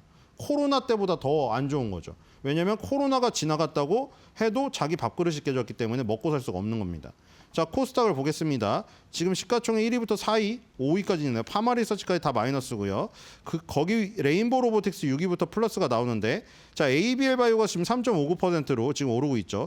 자, 뭐 그 사이에 지금 HPSP가 지금 10% 가까이 지금 올라오고 있는데 자, 이거 어제 얘기 드렸죠. 이거 오늘 사실 상승률 상위 섹터에는 지금 반도체 장비주가 안 잡혀가지고 오늘 뭐 그 상승률 상위 섹터 하는 제 요 카테고리상 뭐 언급은 안 하겠는데 어제 다 얘기 드리지 않았습니까? 반도체 장비주 어제 침 튀기면서 얘기했죠. 제가 분명히 유튜브 조회수 수익 얻으려고 그 막 몇 달 전에 그 강의할 때 그때 사는 게 아니라 지금 사는 거라고. 지금 어저께 미국장에서 뭐 움직였나요? 반도체 장비주 드디어 움직이기 시작하잖아요. 지금 보세요. 오늘 HPSP 급등하는 거. 그렇죠? 그 어떤 알고리즘으로 움직이는지 좀 아시겠죠, 지금.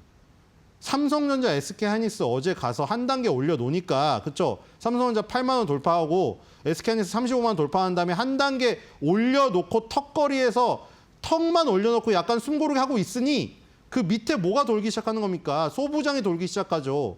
그리고 간밤에 열리는 미국장에서 그게 증명이 되니까 우리나라에서 지금 확신을 갖고 오늘 다 갭상승해서 시작하는 거잖아요. 그렇죠? 그럼 어저께 제 말대로 미리 선춤했으면 지금 갭상승 먹고 들어가는 거죠. 그렇죠? 안 그러면 오늘 아침에 보면 갭상승에서 떠 있는데 그거 사면은 아무래도 몇백 원, 몇천 원이라도 더 주고 사면 불리하죠. 좀만 떨어져도 마이너스인데요. 그러니까 그런 그 흐름들을 미리 파악하고 있어야 됩니다. 삼성전자, SK하이닉스가 가고 있을 때 이미 알았어야죠. 삼성전자, SK하이닉스가 가면 뒤에 소부장이 따라오는 건 당연한 것이고 엔비디아 매그니피센트 7이 저렇게 득세를 하면 인공지능 씬에 대한 확신이 생겨서 반도체 장비주가 또 움직이는 거예요. 세계적인 반도체 장비주들이 다 움직였잖아요.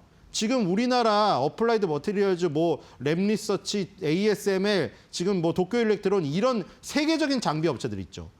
전부 다 그 세계적인 장비 업체들의 장비를 SK하이닉스, 삼성전자가 쓰고요. 거기에 소재 부품을 공급하는 벤더들이 우리나라에 많이 있어요.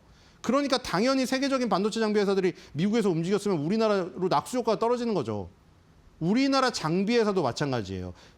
그네들과 일관선상에서 경쟁할 수는 없지만 훨씬 더 레벨이 높아요. 하지만 레벨 높은 애들이 잘 된다는 거는 이 단가가 싼 빈틈을 노리고 있는 우리나라 장비회사도 낙수 효과가 떨어지는 건 당연한 거죠. 그렇기 때문에 어제 미리 말씀을 드렸고요.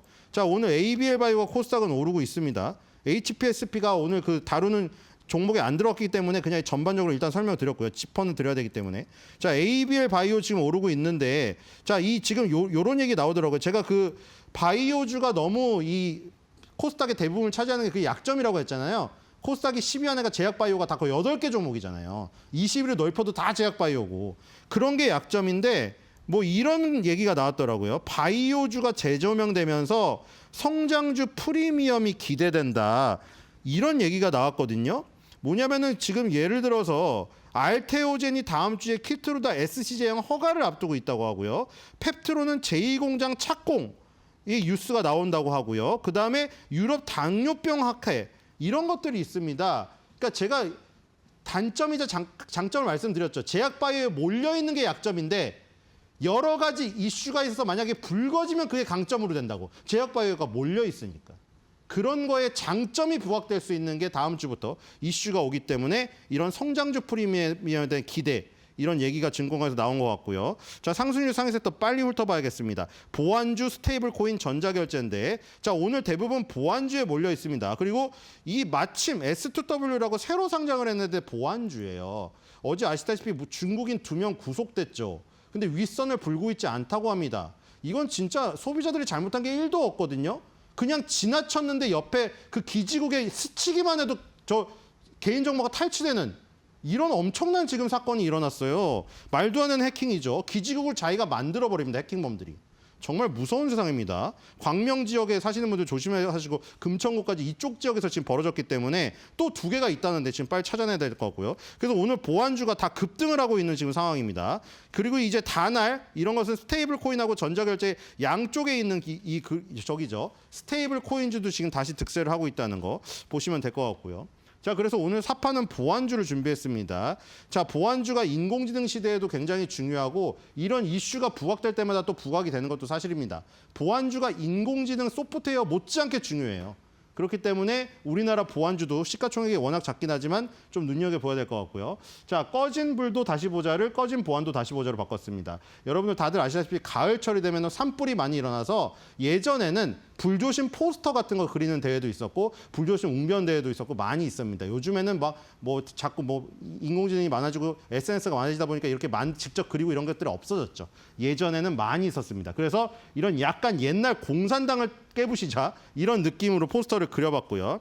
옛날에 불조심 웅변 대회가 있었다고 말씀드렸는데 오늘은 웅변 톤으로 마무리를 하도록 하겠습니다. 꺼진 불도 꺼진 보안도 다시 보자고 이연사 목소리 높여 외칩니다.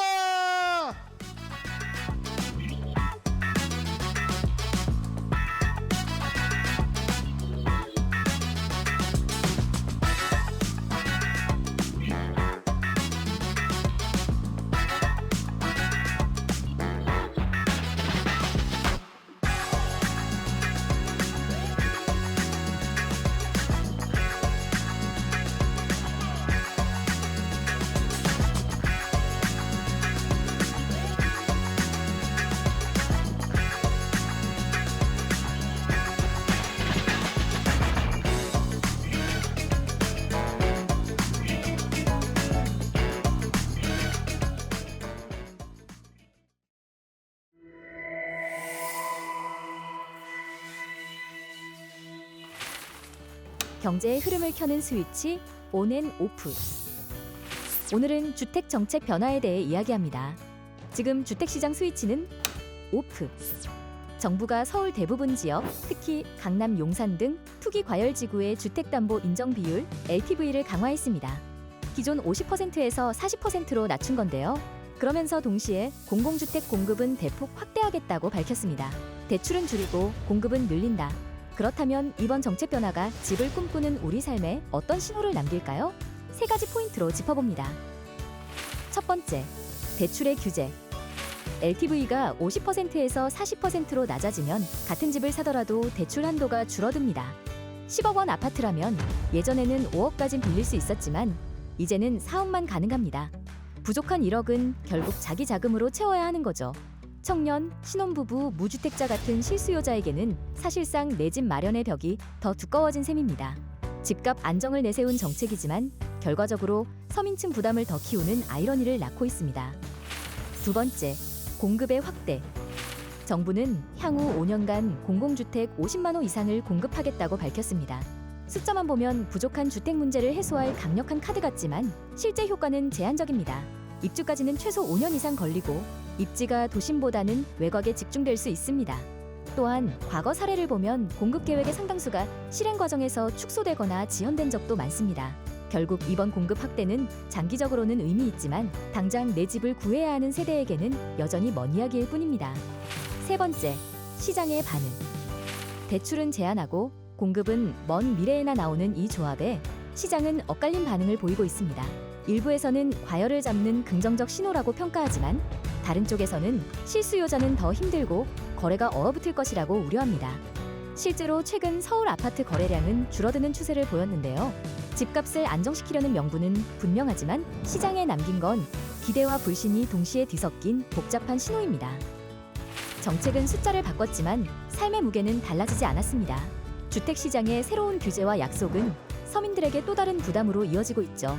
지금 필요한 건 규제가 아니라 숨 쉴 수 있는 여유입니다. 그렇지 않다면 내 집 마련의 희망은 점점 더 멀어질 것입니다.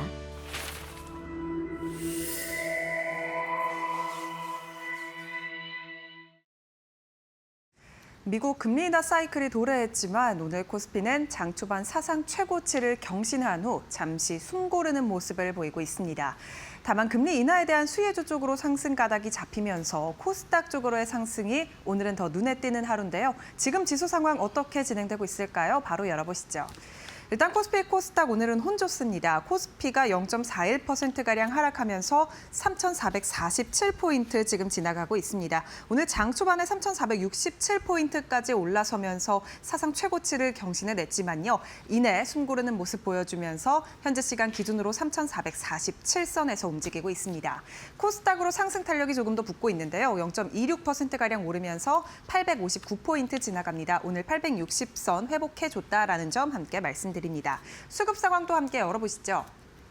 오늘 코스피 매매 동향은 일단 개인만의 순매수가 들어오고 있습니다. 3천억가량 사들이고 있고요. 외국인과 기관의 순매도가 장 초반부터 지금까지 이어지고 있는 가운데 그래도 기관이 매도폭을 조금은 줄여가고 있습니다.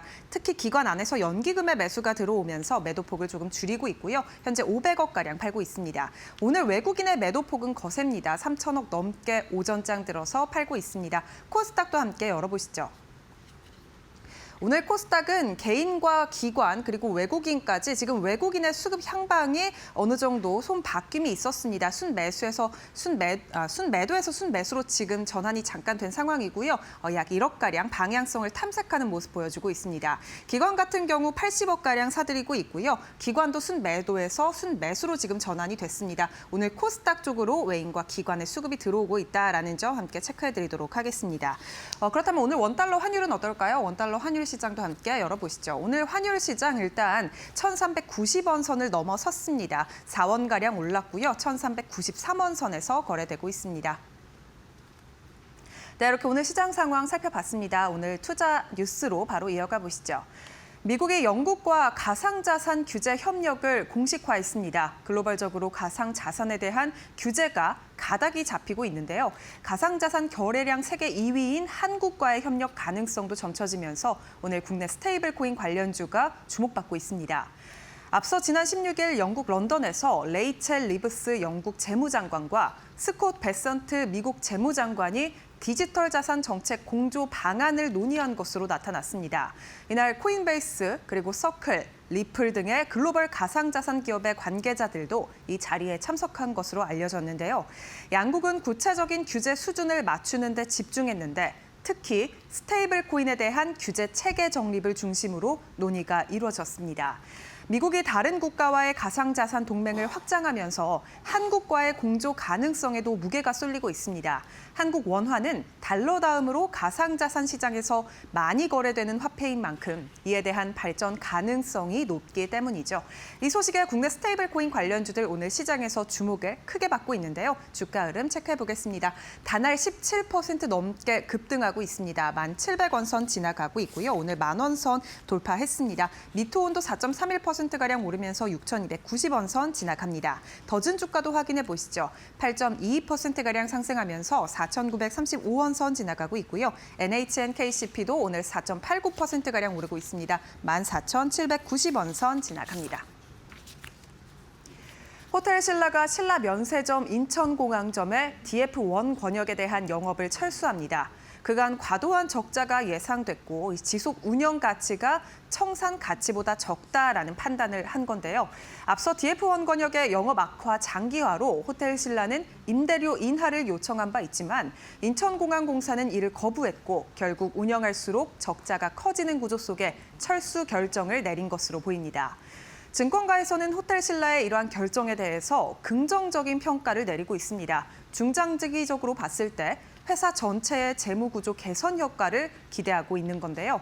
NH투자증권은 당분간은 기존과 동일하게 운영되는 만큼 하반기 실적 추정치 자체는 변동되지 않지만 영업 종료 이후부터는 면세점 수익성 회복이 가시적으로 나타날 것으로 전망했습니다. 적자가 지속된 사업부의 철수로 실적이 개선될 것이란 기대감이 나오고 있는 건데 이러한 소식에 오늘 호텔 신라 주가는요. 장중 최고 10% 넘게 오르면서 신고가를 경신하기도 했습니다. 현재 시간 기준으로 조금은 오름폭을 줄여냈지만 여전히 강세고요. 4%가량 오르면서 55,100원 선 지나가고 있습니다. 신세계 주가도 4.67%가량 오르면서 204,000원 선 지나갑니다. 대규모 해킹 사태로 대국민 사과를 한 롯데카드에 이어서 오늘 KT까지 서버 침해 정황이 확인됐습니다. 연이은 보안 문제에 정부가 보안에 대한 근본적인 대책 마련에 나서겠다고 밝혔고 이러한 소식에 보안주들의 시장에 관심이 지금 크게 일고 있습니다. 이재명 대통령은 전날 용산 대통령실에서 이에 대한 범정부 차원의 종합 대책 마련을 지시했습니다. SKT와 KT 그리고 롯데카드 등 통신사와 금융기관에 대한 해킹으로 국민 피해가 계속 늘어나고 있다면서 해킹 피해 최소화를 위한 근본적인 종합 대책을 마련해달라고 주문했습니다.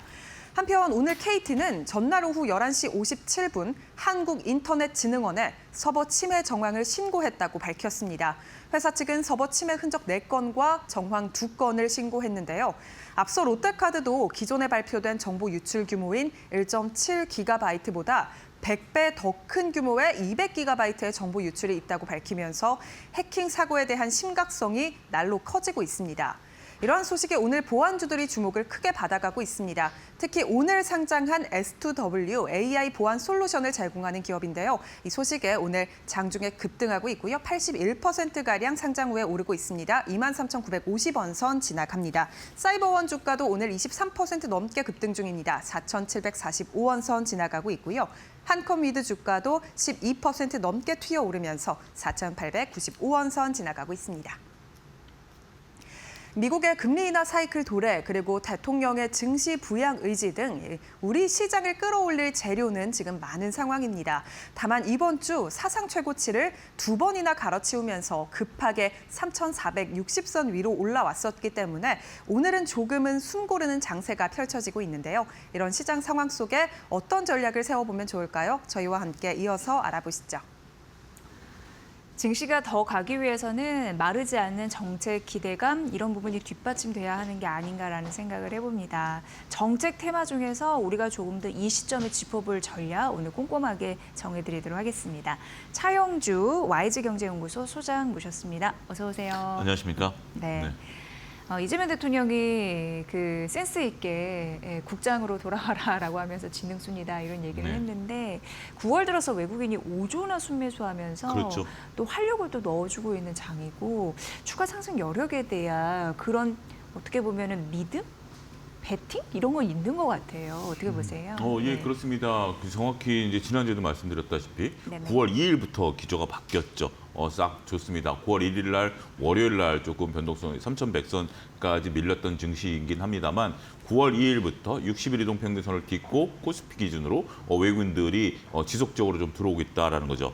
그런데 이번 주에 조금 우리가 미세한 변화를 조금 보긴 하셔야 될 것 같습니다. 어찌됐든 결론적으로 외국인들이 들어오면 지수는 올라가고 외국인들이 쉬어주면 지수가 코스피 기준으로 조금 빠지는 모습이 확인이 되고 있는 현상이죠.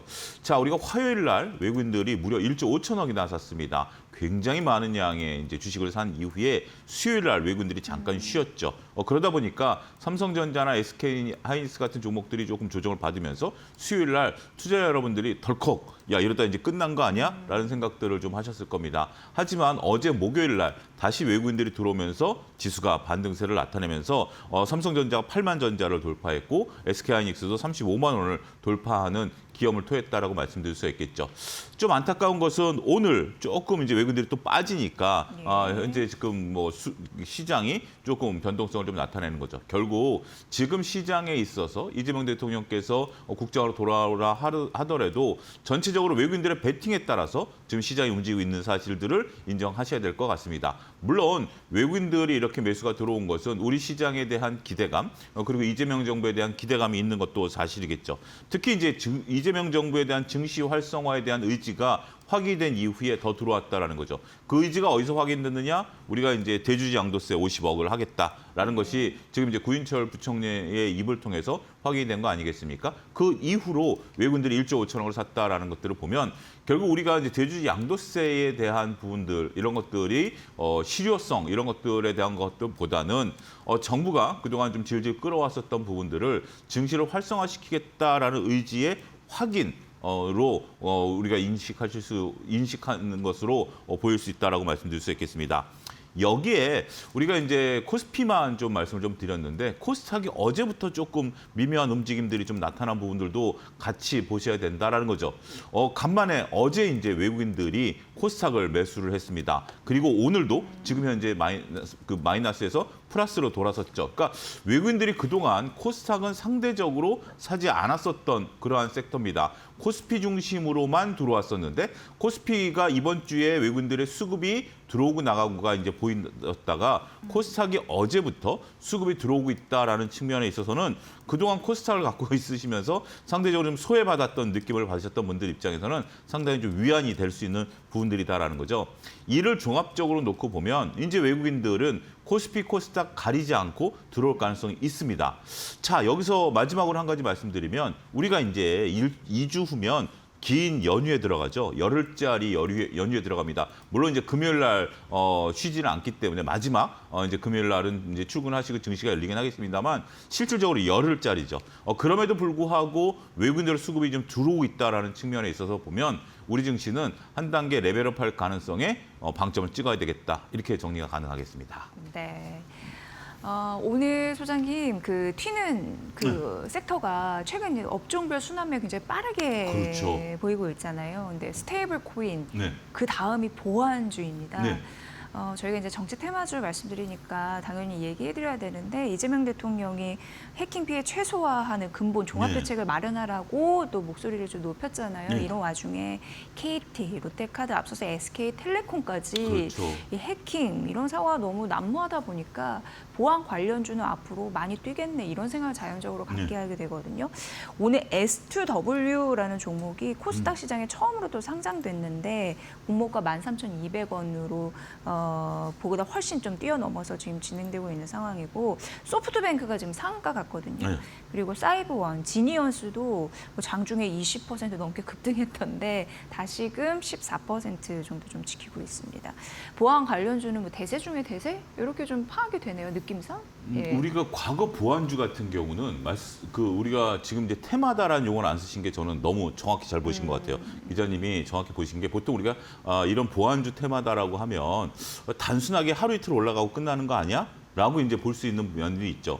물론 이제 테마라는 것도 우리가 반도체 테마 이런 것들을 이제 중기적인 의미로도 쓰일 수 있긴 하겠습니다만 단기적인 의미에서 쓰는 건데 기자님께서 용어를 참 적절하게 잘 하신 것 같아요. 지금은 이게 단기로 끝날 문제로 보여지지는 않습니다. 네. 왜냐하면 우리가 그 롯데카드 해킹 사태도 그렇고 KT 해킹 사태도 그렇고 SK텔레콤 해킹 사태도 놓고 보면 전체적으로 투자가 조금 미흡했다라는 것이 좀 드러나고 있는 거 아니겠습니까? 안타까운 사고가 우리가 이제 아무리 이제 100만 대군이 한 적을 못 막는다라는 우리 이제 손자병법에 나오는 얘기가 있긴 하겠습니다만 특히 이제 뭐 롯데카드 같은 경우는 작년 대비해서 전년도 대비해서 투자 금액을 줄였다, 그러니까 보안 투자 금액을 줄였다라는 거 아니겠습니까? 보안이라는 게 계속해서 업데이트를 해줘야 되는데 이런 부분들이 좀 일어나다 보니까 대통령께서도 언급을 하셨다라는 거죠. 자, 두 가지 관점입니다. 하나는 전년도 이상으로 투자를 늘려야 된다라는 거죠. 그래서 단순하게 이것이 그냥 해프닝으로 적이 하나 들어왔으니까 그것을 이제 피해자들한테 보상을 하고 다시 일어나지 않겠습니다라고 하는 것뿐만이 아니라 투자가 이루어져야 된다라는 거죠. 두 번째는 대통령 관심 사항이다라는 겁니다. 지금 이재명 정부가 출범한 지 얼마 안 됐기 때문에 우리가 인정할 건 인정해야죠. 이재명 정부의 힘이 지금 가장 강력할 때입니다. 특히 이제 정부와 여당의 힘이 가장 강력할 때인데 어느 누가 솔직히 대통령의 뜻을 거를 수 있겠습니까? 그러다 보면 이 투자가 이루어질 수밖에 없는 거고 이거는 전 국민들이 안심하게 통신과 금융기관을 이용할 수 있는 중요한 척도가 된다라고 말씀을 드릴 수가 있겠습니다. 따라서 저는 정책주가 됐다라고 좀 생각을 하고요. 이러한 정책주와 더불어서 우리가 기업들의 투자 확대가 이루어질 가능성이 있기 때문에 중기적 관점으로 접근을 하자. 너무 지금 이제 단기간에 올랐다라고 해서 과거의 보안주처럼 사고팔고 하는데 치중하시는 것보다는 지금은 우리가 이런 부분들을 보자. 자, 그러면 우리가 어떤 보안주들을 좀 지금식적으로 봐야 되느냐라는 건데 지금 여러분들이 많은 이제 보안주들이 거론되고 있고 어제와 좀 다른 또 이런 부분들이 좀 움직이고 있는 부분들도 있긴 하겠습니다만 AI 보안과 관련해서도 지금 지속적으로 보셔야 될 것 같아요. 전반적으로 보안과 관련된 것은 이거는 끊임없이 저는 테마가 형성될 가능성이 있다라고 보는 거죠. 우리가 AI를 돌리던 통신을 하던 금융기관을 하던 우리가 AI에 관련해서 전력 인프라를 또 생각하는 거 아니겠습니까? 기본 바탕으로. 근데 앞으로 이 보안과 관련해서는 막대한 투자가 일어날 가능성이 있기 때문에 이 부분은 중기적으로 보자. 정책주로 보자. 이렇게 마인드를 바꾸는 것이 좋겠다라고 조언을 드리고 싶습니다. 네. 그리고 하반기 주도주로서의 강력한 모멘텀을 또 장착한 게 로봇주가 아닐까 싶어요. 그렇죠. 예. 근데 쉬지 않고 달리고 있는 게 오늘도 강한 섹터 중에 하나가 로봇 섹터인데 보면 S2W 이게 또 연결이 되네요. 네. 여기 이제 AI 보안이기 때문에 연결이 되고 로보티지가 24%, 로보스타가 17%, 엔젤 로보틱스가 7% 급등세 보여주고 있습니다. 근데 최근 노란 봉투법 그렇죠. 그 이슈 때문에 로봇이 이렇게 또 부각을 받았고 최근 또 4.5일째 맞습니다. 그 이슈 예. 때문에 사람은 쉬어야 되지만 로봇은 안 쉬어도 되니까 또 그런 이슈 때문에 또 부각을 받고 있는데 그렇다 보니까 모멘텀을 장착해서 일단 갖고 계신 분들은 안 팔 가능성이 클 것 같아요. 예. 지금 그런 것 같아요. 우리 진짜 로봇처럼 열심히 일하시는 또 이재 기자님을 대체할 수 있는 로봇은 안 나타나긴 하겠습니다만 네. 말씀하신 것처럼 어떻게 출발점은 노란봉투법에서 이제 출발을 했죠. 노란봉투법에서 출발을 한 부분들이 이어진 부분들이 이제 4.5일째. 그다음에 이제 어제 이제 현대차가 이제 기가팩 미국 공장에 있어서 로봇의 이제 시현 이런 것들이 나타나면서 이게 테마들이 이제 이어지고 있다라고 말씀드릴 수 있겠습니다. 계속해서 끝날 듯 끝나지 않은 이런 부분들도 있고 또 이제 어제 LG가 테슬라와 이제 또 협업 로봇에 대한 협업 이런 얘기가 나오면서 전체적으로 시장에 로봇주들이 관심이 좀 쏠리고 있다라고 말씀드릴 수 있겠죠. 물론 이제 노란봉투법 때문에 우리가 사람을 채용하고 4.5일제가 되기 때문에 노란봉투법 때문에 사람 대신 로봇을 채용하고 그다음에 4.5일제가 됐으니까 사람 대신 로봇을 채용한다라는 부분들은 시간이 걸리는 부분들은 분명 존재할 것으로 보여지고 있습니다. 하지만 이제 지금에 있어서의 하나의 테마 우리가 좀 보게 된다라면 전체적으로 로봇주에 대한 관심이 집중되고 있다라는 것은 주지의 사실이다라고 말씀드릴 수가 있겠습니다. 그리고 또 한 가지 지금 시장에 있어서 대형주들이 조금 쉬어주고 있죠. 뭐 아무래도 우리가 반도체에 대한 관심들이 좀 높아지고 있고 조방 원전에 대해서도 조금은 좀 쉬어가는 부분들이 있죠. 그렇다면 우리가 향후 미래를 바라보고 투자해야 될 부분들은 무엇인가라는 부분들을 봤을 때 2차 전지를 미래를 보고 바라봐야 되느냐? 이것은 또 조금 좀 그렇죠. 그다음에 이제 우리가 지주사단도 좀 봐야 되는 거 아니야? 근데 이거는 이미 시세가 어느 정도 좀 올라와 있는 상황이다라고 좀 말씀을 좀 드릴 수가 있겠습니다. 따라서 지금 우리가 미래를 바라보고 투자할 수 있는 가장 좋은 섹터는 로봇 섹터가 될 것이다라고 말씀을 좀 드릴 수가 있겠습니다. 휴머노이드 로봇에 대한 관심도 충분히 있다라고 말씀드릴 수 있겠고 제어기, 계측기 이런 부분들에 대해서도 현재 지금 많은 분들이 관심을 좀 갖고 있는 부분들 아니겠습니까? 그런 부분들이 투자로 실질적으로 이루어질 수 있는 부분들이 있다라고 본다라면 로봇 테마도 단순하게 끝날 가능성은 저는 별로 없다라고 보여집니다. 따라서 지금 상태에서는 더군다나 이제 코스닥 종목들이 많은 로봇주들이기 때문에 이것은 좀 끌고 가는 전략도 유효할 수 있겠다 이렇게 정리하도록 하겠습니다. 네, 그리고 올해 정말 든든하게 잡아줬던 조방원 섹터 네. 이런 부분에서도 원전도 관심 있게 보시는 분들 계신데 네. 이재명 대통령이 그 국내의 모멘텀이 약간 사그라든 게 해외 쪽 자꾸 이제 봐야 되잖아요. 네. 원전 같은 경우는 해외에 눈을 돌려야 되는데 왜냐하면 원전 건설하는데 뭐 15년이나 걸린다 그렇죠. 네. 이런 걸 얘기하면서 재생에너지가 답이다라고 하면서 그쪽을 계속 강조하고 계시거든요. 재생에너지 섹터 이런 부분에서 뭐 원전까지 우린 투자 전략 어떻게 가져가면 좋을까요? 저는 개인적으로 조방원전이 하반기도 움직일 가능성이 있다. 근데 그 중에서 가장 탄력이 약한 것은 원전일 수 있겠다. 원전은 이게 네. 우리가 네 가지 섹터, 그러니까 조방원전 중에 원전은 조금 그러니까 우리가 이제 원전이 좀 움직였었던 이유 중에 하나가 문재인 대통령의 탈원전 정책 이후에 윤석열 정부의 이제 원전에 대한 어떤 트리거 여기 이제 이재명 대통령의 이제 공약 사항 네. 이런 부분들이었습니다만 우리가 직접 이제 말씀하신 것처럼 대통령 입을 통해서 확인된 거 아니겠습니까? 15년이라는 단어가 이제 나온 거죠. 기존엔 5년 이상, 10년 이상이었는데 지금 15년이라는 단어가 나왔기 때문에 실질적으로 지금 당장 어디에 그럼 지어야 되겠느냐? 그 기자분의 질문에 대답을 했다라는 측면에 있어서는 신재생 에너지 쪽에 단기적으로 관심이 쏠릴 가능성이 있다. 특히 또 원전주 같은 경우 우리가 웨스팅하우스와의 문제 이런 것들이 불거졌기 때문에 지금 시장에 있어서의 원전주를 우리가 지금 적극적으로 바라보기에는 현실성이 좀 떨어지는 부분들이 분명 존재한다라고 좀 봐야 되겠죠. 특히 이제 두해빌 기준으로 6만 원대에서 너무 머물러 있는 시간이 길어지는 것 같아요. 원전에 대해서 여전히 긍정적으로 보시는 분들이 많음에도 불구하고 6만 원대에 머무르고 있다는 것이 뭐 나름 강할 수도 있겠죠. 하지만 6만 원을 돌파하지 못한다라는 것들도 나름 불안감으로 이렇게 작용할 수 있는 부분들이 있다라고 말씀드릴 수가 있겠습니다. 그러면 신재생 에너지를 이제 좀 봐야 되는 부분들이 있는데 신재생도 생각만큼은 잘 안 움직이는 것 같아요. 네. 우리가 근데 당시에 이제 하나 솔루션이라든지 OCI 홀딩스 같은 종목들이 시세를 좀 내긴 했었습니다만 그런 부분들이 추격 매수는 없었죠. 그러면 결론은 어디로 가야 되느냐? 전력 인프라로 가야 된다라고 말씀을 좀 드릴 수가 있겠습니다. 전력 인프라와 관련된 쪽에 대해서는 여전히 시세 흐름들이 강하죠. 효성중공업 같은 경우 지금 140만 원까지 돌파했고 현대일렉트릭 같은 경우도 그렇고 LS일렉은 조금 주춤하죠. 근데 어차피 수주잔고가 그렇게 많은 쪽이 아니기 때문에 효성중공업이라든지 현대일렉 쪽에 대해서는 우리가 수주잔고가 거의 각각 10조씩 정도 되는 거기 때문에 그 50주 신고가를 계속해서 갱신해 갈 가능성이 있다라고 보는 겁니다. 따라서 지금 수준에 있어서는 저는 전력 인프라를 가장 많이 보고 그 다음에 두 번째, 첫 번째가 전력 인프라, 두 번째가 신재생 에너지 관련주 우리가 이제 그런 쪽으로 좀 보고 원전은 역시 지금은 조금 눈치를 좀 보다가 하반기 때 가서 다시 한번 기회가 되면 말씀을 좀 드리도록 하겠습니다. 네. 그리고 이제 최근 뭐 우리나라도 그렇고 해외도 그렇고 제약바이오가 자꾸 입에 올라요. 그 섹터가. 예. 네.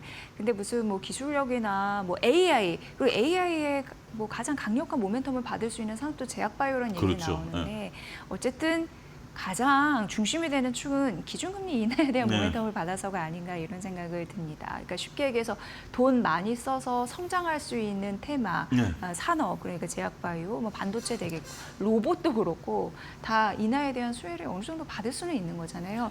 비탄감이나 이런 부분에서도 그렇죠. 어떤 게 가장 금리 인하의 수혜 섹터가 될 거라고 보시는지. 우리가 이제 금리 인하와 관련된 부분들은 말씀하신 것처럼 우리가 이제 돈을 많이 쓰는 기업들 기업들을 봐야 되겠죠. 과거 이제 돈을 많이 쓴다라는 기업 중에 대표적인 것이 이제 제약바이오였었죠. 근데 제약바이오와 관련해서 지금 많은 얘기들이 이제 우리가 이제 9월달에 이제 FOMC 금리 인하, 10월달에 이제 또 우리 한국은행도 금리 인하를 현재 지금 기대하고 있는 거 아니겠습니까?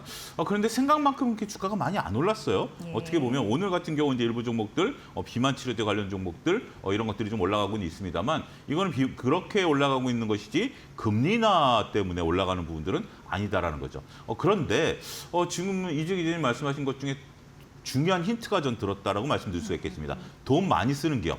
지금 돈 많이 쓰는 기업은 제약바이오일까요? 아니면 AI 기업일까요? 저는 오히려 지금 AI 기업이 돈을 막대하게 쓰고 있다라고 그렇죠. 생각을 합니다. 왜냐하면 AI에 관련해서 투자를 막대하게 해야 되고 서버를 막대하게 이제 투자를 해야 되는 것들을 놓고 보면 오히려 네카오 같은 기업들이 금리 인하 수혜주가 아닐까. 저는 그렇게 생각을 하거든요. 그러니까 이게 이제 투자 아이디어를 그렇게 여러분들이 잘 이제 보셔야 될 것 같아요. 그러니까 기존의 관념들을 놓고 본다라면 우리가 금리 인하 수혜주는 단순히 제약바이오였다라고 본 거에서 좀 벗어나서 최근에 카카오 움직임을 놓고 보면 김범수 의장에 대한 어떤 사법 리스크가 있음에도 불구하고 카카오 주가가 또 올라가는 거 아니겠습니까? 그래서 이제 우리가 카톡에서 그 챗GPT를 쓸 수 있다라는 것들이 모멘텀이 됐다라는 거죠. 지금 AI 기업 같은 경우는 글로벌리 막대한 투자가 이루어지고 있는 부분들이 분명 존재한다라는 거죠. 네이버도 마찬가지고. 따라서 실질적으로 기업에서 수혜를 볼 수 있는 것들은 로봇이라든지 AI 뭐 이런 쪽들에 대한 관심들을 저는 높이는 것이 오히려 현실적인 대안이 될 수 있겠다 이렇게 정리하도록 하겠습니다. 네. 제가 이게 보니까 새벽인가 해외 외신을 봤는데 올해부터 약 3년간 2028년까지 AI 클라우드에 자본 지출되는 거 투자하는 금액이 300%가 늘 거라고 그러더라고요. 그러니까 뭐 4배 이상 뛸 가능성도 있다라는 얘기가 나오고, 그러니까 이거는 자본 투자 흐름에서 굉장히 중요한 그런 흐름이다라는 생각을 함과 동시에 여기서 이제 파생되는 게 AI 반도체 섹터이잖아요. 네. 오늘도 삼성전자, SK하이닉스는 52주 신고가를 가기는 했습니다. 근데 전반적으로 앞서서 저희가 언급해드렸다시피 인텔과 엔비디아가 서로 협력한다라고 하면서 반도체 장비단 그리고 서버리지, 서버, AI 소프트웨어 개발해서 전반적으로 뉴욕 증시에 훈풍을 가져다주면서 이 밸류 체인들이 우리 시장에 지금 영향을 미치고 있거든요. HBM뿐만 아니라 HDD, SDD까지 최근 전반적으로 그러다 보니까 반도체도 그리고 정보도 이제 육성하려고 하고 있고요. 같이 다 물려 있는 것 같습니다. 예. 지금 근데 일단 오늘은 또 인텔 또 관련해서 이제 밸류체인에 있는 쪽들이 좀 올라가고 있는 부분들이 있는데 여전히 관심은 가져야 될 것 같아요. 근데 시청자 여러분들께서 딱 듣고 싶은 게 삼성전자, 하이닉스 더 가요? 이게 이제 가장 궁금하실 것 같아요. 그래서 시간상 그 부분만 좀 말씀을 좀 드리면 지금 구간에서는 좀 기다리자. 삼성전자 같은 경우 8만 전자서부터는 개인 구간이기 때문에 외국인들 수급이 어떻게 들어올지 한번 좀 보자. 하이닉스 같은 경우도 제가 이데일리에서 35만 원대 정도까지를 목표 주가로 계속 제시해 드려 왔습니다. 거기를 넘어섰고 오늘 뭐 일부 증권사에서는 40만 원 넘는 목표가를 제시했습니다만 그건 좀 중기적인 관점이다라는 측면에 있어서 보면 지금은 조금 수급이 하루 들어오고 하루 빠지고 하는 상태에서 현재 삼성전자와 SK하이닉스가 주 후반에는 멈춰 있잖아요. 그런 부분들을 놓고 보면 일단은 조금 관망세를 나타내고 하지만 여기서 조정을 받는다라면 오히려 매수 구간이 될 수 있겠다 이렇게 정리하겠습니다. 네, 9월에 핫한 섹터가 정말 많네요. 그렇습니다. 오늘 차영주 와이즈 경제연구소 소장과 함께 쭉 한번 점검해드렸습니다. 고맙습니다. 감사합니다.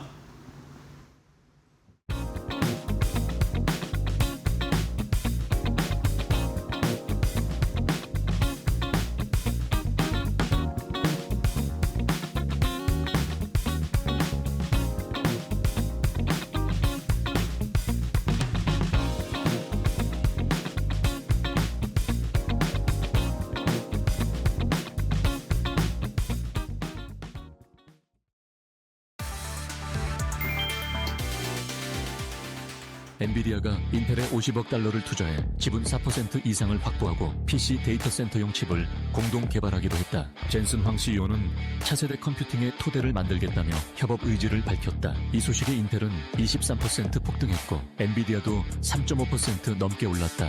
필라델피아 반도체 지수는 3.60% 급등, 30개 종목 중 26개가 상승했다. 반도체주 랠리에 힘입어 다우, S&P 500, 나스닥 등 3대 지수는 일제히 사상 최고치를 최고치를 경신했다. 연준의 금리 인하 기대감까지 겹치며 소형주 지수인 러셀 2000도 최고치를 새로 썼다. 시장의 눈은 엔비디아발 빅딜이 기술주 랠리를 어디까지 이어갈지에 쏠려 있다. SK 하이닉스 주가가 심상치 않다. BNK 투자증권은 목표 주가를 35만 원에서 40만 원으로 상향하며 내년 HBM4 시장 SK 하이닉스 독주가 뚜렷하다는 분석을 내놨다.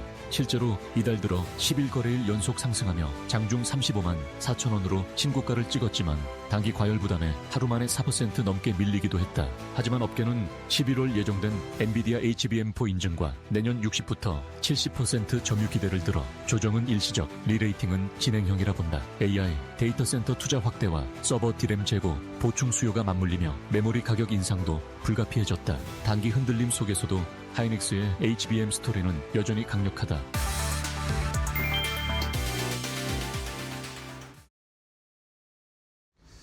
자, 9월 시장 시작할 때 9월이 힘든 달이 될 거다 그런 얘기 많았는데 역시 기다리는 조정은 오지 않습니다. 시장은 계속 잘 갈 테니까요. 다음 주에도 더 좋은 시장 한번 기대해 보겠습니다. 네, 주말 잘 쉬시고요. 다음 주 월요일에 뵐게요. 함께해 주신 여러분 고맙습니다.